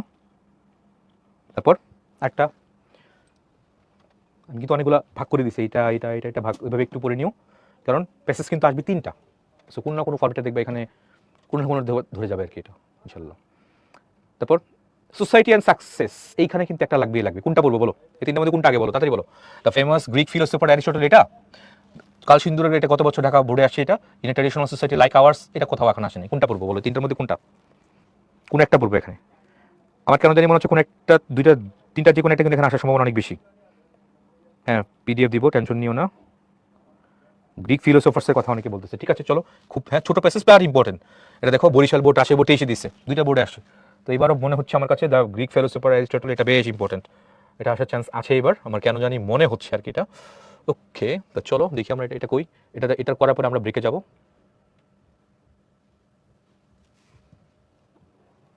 হ্যাঁ, এটা চলো। The famous Greek philosopher Aristotle said, বিখ্যাত গ্রিক দার্শনিক অ্যারিস্টটল বলেছিল, man is by nature a social animal, মানুষ প্রাকৃতিকগতভাবে একটা সামাজিক প্রাণী। What he meant was that, সে যেটা বোঝায় যে একটা ম্যান বাই ইনস্টিং, প্রবৃত্তিগতভাবে সিক্স কোম্পানি অফ আদার্স, মানে অন্যের কোম্পানি চায়, অন্যের কম্পেনিয়নশিপ চায়, সহচর্য চায়, অন্যের কি বলে, একা একা থাকতে পারে না, একা একা কখনোই থাকতে পারে না মানুষ, একা একা কখনো বাস করতে পারে না, সেটাকে এখানে হায়ার করছে বা ফোকাস করছে এখানে এটা। তাহলে six company of others and establish relationships much like most animals of the wild for কম্পেনিয়নশিপ and for physical and emotional support. খুব ক্লিয়ারলি বলে দিচ্ছে কিন্তু, মানুষ একাকী বা বাস করতে পারে না, মানুষ দলবদ্ধভাবে বা দলগতভাবে বাস করে, কম্পেনিয়নশিপ সিক করে বা চায় দুইটা কারণে। একটা কি বলছে, শারীরিক এবং ইমোশনাল সাপোর্টের কনটেক্সটে, আর কিছু না। এইটা পাইছি অনেক জায়গাতে, দেখি তাড়াতাড়ি বলে দাও, এখানে আনলাইকটা বলে দাও। এটা বেশ কয়েকটা আমি জায়গায় পাইছি, 1 2 3 4 নাম্বার লাইনের মধ্যে আনলাইকটা কোন পার্ট অফ স্পিচ, চ্যাট বক্সে বলবা। তাহলে আনলাইক দ্য এনিমেলস, অন্যান্য প্রাণীদের মতো না, আনলাইকটা বলবা কোন part of speech. However man's relationships give meaning, মানুষের যে সম্পর্কটা এটা দেয় মিনিং টু হিজ এক্সিস্টেন্স, তার অস্তিত্বের কে অর্থপূর্ণ করে তোলে, অ্যান্ড ইন্সপায়ার করে, অনুপ্রাণিত করে him to do well in education, শিক্ষায় ভালো করতে, ইন ওয়ার্ক প্লেস মানে কর্মক্ষেত্রে, অর ইন এ প্রফেশন অথবা একটা পেশায়, দ্যাট হি পারসিউজ, দ্যাট কিন্তু এখানে একটা অ্যাডজেক্টিভ ক্লজ, কেন প্রফেশন দ্যাট হি পারসিউ, যে প্রফেশনের মধ্যে সে কাজ করতেছে, প্রফেশনের কনটেক্সটে কিন্তু এটা আছে, এটা কিন্তু একটা অ্যাডজেক্টিভ ক্লজ, কেন দেখো আনলাইক, ইয়েস ভেরি গুড, ওই অনেকে পারতেছো। আনলাইক কিন্তু এখানে একটা কি, এটা দিস ইজ প্রিপোজিশন, আনলাইক কিন্তু এখানে একটা প্রিপোজিশন এই জায়গাতে। তাহলে যদি একটু বলি, লাইক মানে লাইকের দুইটা হইতে পারে, তুমি জানো, একটা হচ্ছে ভার্ব, লাইকের দুইটা অর্থ যদি বলি, একটা হচ্ছে পছন্দ করা, আর একটা হচ্ছে মতো, দুইটা কি, একটা হচ্ছে পছন্দ করা, একটা হচ্ছে মতো। তাহলে পছন্দ করা কি, লাইক পছন্দ করা, বিপরীত শব্দটা কি হবে জানো তো মনে হয়, সেখানে ডিস যুক্ত করা লাগে, আর মতো না, হ্যাঁ ওইটার মতো না, তাহলে সেখানে আনযুক্ত করা লাগে। দুইটা প্রিফিক্স আর কি এটা, একটা হচ্ছে ডিসলাইক অপছন্দ করা, একটা হচ্ছে আনলাইক মানে মতো না, লাইক হিম মানে তার মতো, তাহলে আনলাইক মানে কি তার মতো না, এখানে কি বলছে আনলাইক দ্য অ্যানিমেলস, প্রাণীদের মতো না। তাহলে এখানে দেখো এটা পুরোটা হচ্ছে নাউনটাকে আনলাইক কি করলো, এই পুরো বাক্যটুকুর সাথে ওইভাবে হুক করে রাখছে, কানেক্ট করে রাখছে, তো ওই সেন্সে এই আনলাইকটাকে ইটস এ প্রিপোজিশন, ঠিক আছে। তাহলে এটা হচ্ছে তোমার ভার্ব, আর এটা কি হচ্ছে, এটা হচ্ছে প্রিপোজিশন। যদিও এটা আবার কি হতে পারে, এটা আবার কনজাংশন হতে পারে, লাইক কনজাংশন হতে পারে, এখনই সেন্টেন্সের কনটেক্সটে লাইক আবার কি হতে পারে, অ্যাডজেক্টিভ হতে পারে, এগুলো পাবা অ্যাডমিশন ডেজগুলোতে সামনে গেলেই পেয়ে যাবে এটা। তারপর relationships are of different kinds, রিলেশনগুলো ভিন্ন রকমের হতে পারে। তারপরে সাম আর ফ্যামিলিয়াল, কিছু কিছু হতে পারে পারিবারিক, অ্যান্ড ইন্টিমেট এবং অন্তরঙ্গ, ফর্ম বাই ব্লাড, রক্তের দ্বারা যেটা ফর্ম হয়, গঠিত হয়, বাই ম্যারেজ এবং বিয়ের দ্বারা। সাম আর সোশ্যাল, কিছু কিছু হয় সামাজিক, লাইক দ্য ওয়ান্স এবং যেগুলো we have with friends, and some are made in school where, যেখানে we form close bonds with classmates and teachers. তাহলে সম্পর্ক দেখা যায় দুই প্রকার, কিছু কিছু দেখা যাচ্ছে ফ্যামিলিয়াল পারিবারিক, এবং সেটা ব্লাড দিয়ে হতে পারে, আরটা হচ্ছে তোমার কি সোসাইটাল সামাজিক, যেটা যেটা তোমার কমিউনিকেশনের থ্রুতে ইন এ বাড়ি একসাথে থাকতে গেলে, একটা কমিউনিটির পার্ট হয়ে থাকতে গেলে, সেখানে ইন্টারাকশনের কন্টেক্সটে সেটা বিল্ড আপ হয় আর কি, এটা এই কথাটা এখানে বলছে। তারপরে আমরা দেখতে পাচ্ছি এটা রিলেশনশিপস ক্যান অলসো বি ফস্টার্ড, এটাও ফস্টার করা হতে পারে, এটা ধারণ করা হতে পারে, অ্যাবসর্ব করা হতে পারে, ইন ওয়ার্কপ্লেসে এটাকে ধারণ করা যেতে পারে, which may quickly change from professional to social, এবং যেটা প্রায় দেখা যাচ্ছে প্রফেশনাল থেকে সোশ্যালে কনভার্ট হয়, এরকম কিছু সম্পর্ক। There are relationships also between human beings and animals, হ্যাঁ মানুষের সাথে প্রাণীদের একটা সম্পর্ক তো অবশ্যই আছে, না হলে মানুষ তো পেট অ্যানিমেলস আর পালতো না আর কি এটা। তারপরে between children and that toys, শিশুদের সাথে তাদের টয়েস মানে খেলনাদের একটা অন্তরঙ্গ একটা সম্পর্ক, that they can not part with, যেটা থেকে তাদের কি করা যায় না, সেপারেট করা যায় না। দুইটা সম্পর্কের কথা বলছে দেখো, মানুষের সাথে পেট অ্যানিমেলসের, একটা বাচ্চার টয়ের সাথে, এই সম্পর্কগুলো এমন অন্তরঙ্গ, এতটাই নিবিড়, তুমি তাদেরকে সেপারেট করতে পারো না, inseparable, you can not make part with, তাদেরকে পার্ট আলাদা করতে পারো না কি এটা। ভালো পেয়েছে প্যাসেজটা। তারপর অল দিস রিলেশনশিপস, এই সমস্ত সম্পর্কগুলো keep us close to each other, একজন একজনের সাথে ক্লোজ রাখে, and provide us all of support, এবং অনেক ধরনের সাপোর্ট দেয়, লাভ এন্ড অ্যাফেকশন, ভালোবাসা এবং স্নেহ দেয়। এ পারসন, বলো তো এটা কি হবে, a person who has no family, এটুকু কি হবে, এটুকু কোন ক্লজ বা কোন phrase,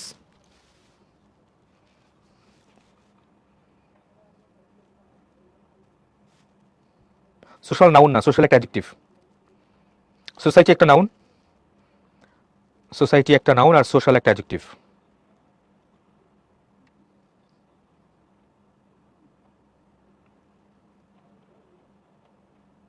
good, very good. Person, person তো একটা নাউন, নাউনকে তুমি ডেসক্রাইব করতেছো, তাহলে অ্যাডজেক্টিভ। আর এখানে ফাইনাইট ভার্ব আছে হ্যাজ, তাহলে অ্যাডজেক্টিভ ক্লজ হয়ে গেছে এটা কিন্তু। বোর্ড পরীক্ষা কিন্তু অ্যাডজেক্টিভ ক্লজ দেখাচ্ছিলাম, শুরুতে আসছিল যে। তাহলে person who has no family, একটা মানুষ, একটা লোকের যার কোনো ফ্যামিলি নাই, feels the pain of loneliness, সে একাকিত্বের পেইন, যন্ত্রণা ভোগ করে, সাফার করে, অ্যান্ড আইসোলেশন, এবং পৃথককরণ, মোটামুটি কাছাকাছি, লনলিনেস অ্যান্ড আইসোলেশন একই কথা। তারপরে there is no one to love or cry with him or her, তার সাথে হাসা অথবা কাঁদার কেউ নাই। When we share our joy with someone, আমরা যখন আমাদের যে জয় আনন্দটা অন্য কারোর সাথে শেয়ার করি, ইট সিম্পলি রিডাবলস, এটা প্রায় দ্বিগুণ হয়ে যায়। And when we suffer a loss, আমরা যখন ক্ষতি সাফার করি বা ভুগি আর কি, এটা সামওয়ান শেয়ার্স আওয়ার সরো, যখন কেউ তার দুঃখ কি করে শেয়ার করে, ইট লেসেন্স, এটা কিন্তু একটা ভার্ব, ইট লেসেন্স, এটা কিন্তু কমে, বেশ কমে যায়। দুঃখ শেয়ার করলে মানে দেখা যাচ্ছে সে একটু রিলিজ হয়, একটু ভারমুক্ত হয় একটু। তারপর রিলেশনশিপস আর দাস কিন্তু একটা অ্যাডভার্ব, পড়াইছিলাম একদম শুরুতে, মনে আছে? শুরুতে একদম পড়াইছিলাম, দেখো এই যে একটা অক্সিলারি, একটা মেইন ভার্ব, মাঝখানের পজিশনে কিন্তু একটা অ্যাডভার্বের, একটা অক্সিলারি এবং মেইন ভার্ব মাঝখানের পজিশনে কিন্তু একটা অ্যাডভার্ব। তার relationships are thus needed for our emotional health, মানসিক স্বাস্থ্যের জন্য সম্পর্কটা খুবই গুরুত্বপূর্ণ। টু বিল্ড রিলেশনশিপস, সম্পর্ক গড়তে গেলে we need to have trust, আমাদের অবশ্যই বিশ্বাস থাকা লাগবে, অ্যান্ড রেসপেক্ট থাকা লাগবে, শ্রদ্ধা থাকা লাগবে ফর ইচ আদার, একে অন্যের জন্য। শ্রদ্ধা এবং বিশ্বাস না থাকলে সেই সম্পর্ক টিকে না। একটা হেলদি, একটা বিউটিফুল একটা সম্পর্ক বিল্ড আপ করতে গেলে এখানে ট্রাস্ট অ্যান্ড রেসপেক্টের ইস্যুটা অবশ্যই থাকা লাগবে। তারপরে ইচ আদার অ্যান্ড লাভ, এবং ভালোবাসা, হোয়ার দিস ইজ, এবং যেখানে সেটা দরকার হয়। We can not be shellfish, আমাদের সেলফিশ হওয়া উচিত হয় না, অ্যান্ড পজিটিভ, এবং অনেক বেশি আত্মকেন্দ্রিক, পজিটিভ, সেলফ সেন্টার, সব কিছু নিজের মধ্যে রাখা। If we want to establish an effective relationship, আমরা যেটা ফলপ্রসূ একটা মানে কি শেয়ারিং অ্যান্ড কেয়ারিং একটা সম্পর্ক যদি বিল্ড আপ করতে চাই, একটা ইফেক্টিভ সম্পর্ক, তাহলে অবশ্যই আমাদেরকে সেলফিশ হওয়া যাবে না, অথবা মানে সেলফ সেন্টার বা সেলফ পজিটিভ হওয়া যাবে না আর কি এটা। তারপর বাট কোয়াইট অফেন, কিন্তু বেশ প্রায়, উই সি পিপল, আমরা অনেক মানুষকে দেখি কোয়ারেলিং, দেখি তো কে পারে এই কোয়ারেলিংটা বলো, এটা কি হবে? কোয়ারেন্টি কি জিরান হবে না পার্টিসিপল হবে? চ্যাট বক্সে বলে দাও, এটা কি জি নাকি পি? জিরান হলে জি লিখবা, পার্টিসিপল হলে পি লিখবা। বাট কোয়াইট অফটেন, বেশ প্রায়, উই সি পিপল, আমরা প্রায় মানুষকে দেখি কোয়ারেলিং অ্যান্ড ফাইটিং, মানে ঝগড়া করে, মারামারি করে, এরকম কিছু একটা।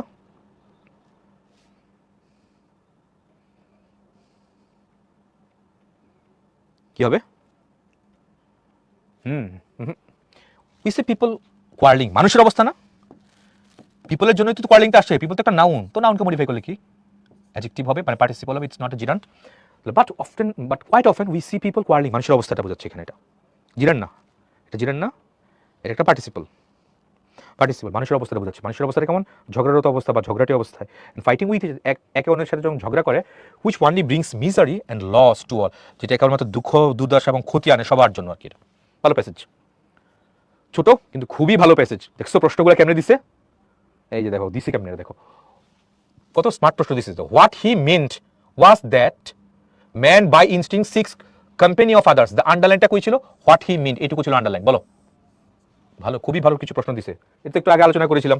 পার্সনের পরে দেখো হু হ্যাজ নো ফ্যামিলি, এটা একটা অ্যাডজেক্টিভ ক্লজ। প্রশ্নগুলো দেখো কেমন আসতেছে।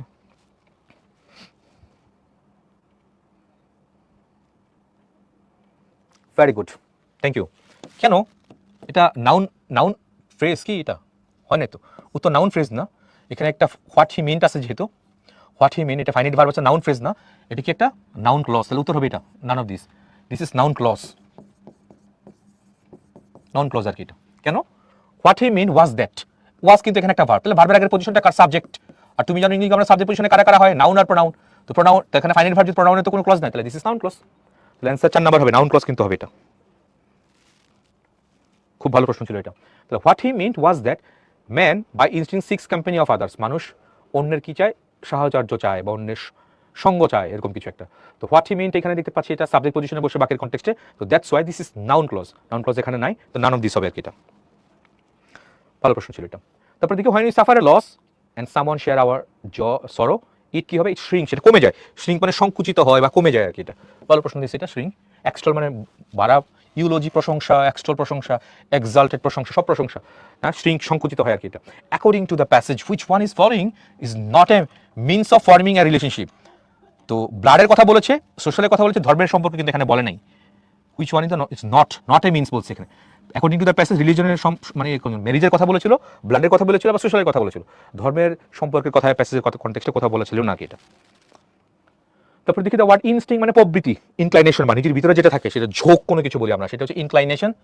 ডিসইনক্লাইনেশন তো না, ডিমান্ড না, ইনডিসপোজ, সবগুলো বোর্ড পরীক্ষার প্রশ্ন এগুলো যা যা লেখা এখানে। তারপরে দ্যার ইজ, এই বললাম না আমি, there is no one to love or cry with him or her, there is no one. এখানে ওয়ানের মধ্যে বোলটা দেখতে পাচ্ছ, ওয়ানের মধ্যে একটু বোল করা, there is no one to love or cry with him or her, no one, এরকম কেউ নাই। যেমন no one can do this, কেউ এটা করতে পারে, তাহলে সে কেউ কিসের কেউ? এর কি ছাত্র ছাত্রীদের কেউ, নাকি কোনো কমিউনিটির কেউ, নাকি কোনো সমাজের কেউ? সে তো কোনো নির্দিষ্ট কোনো কিছু নাই, কেউ। তাহলে এটা তাহলে ছাত্রদের কেউ, অথবা কোনো কমিউনিটি, কোনো মানুষের কেউ, বা ক্লাসের কেউ। তো এটা কোনো, দেখুন কেউ নাউনের পরিবর্তে বসতেছে, ছাত্রদের কেউ, মানে কোনো একটা মেম্বারের কেউ, এরকম কোনো কমিউনিটির মেম্বারের কেউ, কেউ ওইটা বসতেছে নাউনের পরিবর্তে বসতেছে, তাহলে এই কারণে এটা কিন্তু প্রোনাউন। আর নোটা কিন্তু এখানে একটা অ্যাডজেক্টিভ, অ্যাডজেক্টিভ আছে pronoun. there is no one to laugh or cry with him or her, তার সাথে কাদার অথবা হাসা কেউ নাই। তারপর relationships can also be raised in workplace, workplace মানে ওয়ার্ক স্টেশন বা কর্মক্ষেত্রে কি করতে পারে, রিলেশনশিপ বিল্ড আপ হইতে পারে, বাড়তে পারে, রেজড। তারপরে to form relationship we should avoid ঝগড়াঝাটি, ঝগড়াঝাটি ইয়ে করতে হবে, অ্যাভয়েড করতে হবে এটা। বাকিগুলো তো অ্যাভারিশিয়াসনেস মানে হচ্ছে প্রচণ্ড রকমের লোভ, লোভ ইয়ে করতে অ্যাভয়েড করতে হবে, দানা কোয়ারেলিং, ফাইটিং, এগুলো অ্যাভয়েড করতে হবে অ্যাকর্ডিং টু দ্য প্যাসেজ। ভালো প্রশ্ন দিছে, দেখো সবগুলাই মোটামুটি গ্রামারের প্রশ্ন পাচ্ছি এখানে। এটা people quarrelling and fighting with each other only bring misery and loss to all. এটা কি ধরনের বাক্য?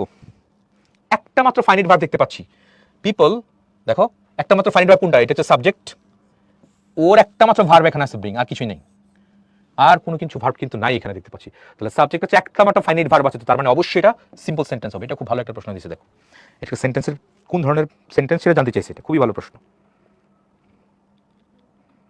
হ্যাঁ, ফ্রেজ একটা ফ্রেজের মধ্যে পার্থক্য আছে, গুড। ফ্রেজ মানে শব্দগুচ্ছ, আর ফেজ মানে হচ্ছে পর্যায়, এরকম কিছু। সিম্পল সেন্টেন্স, খুবই ভালো প্রশ্ন এটা, পারছো দেখতে পাচ্ছি অনেকে।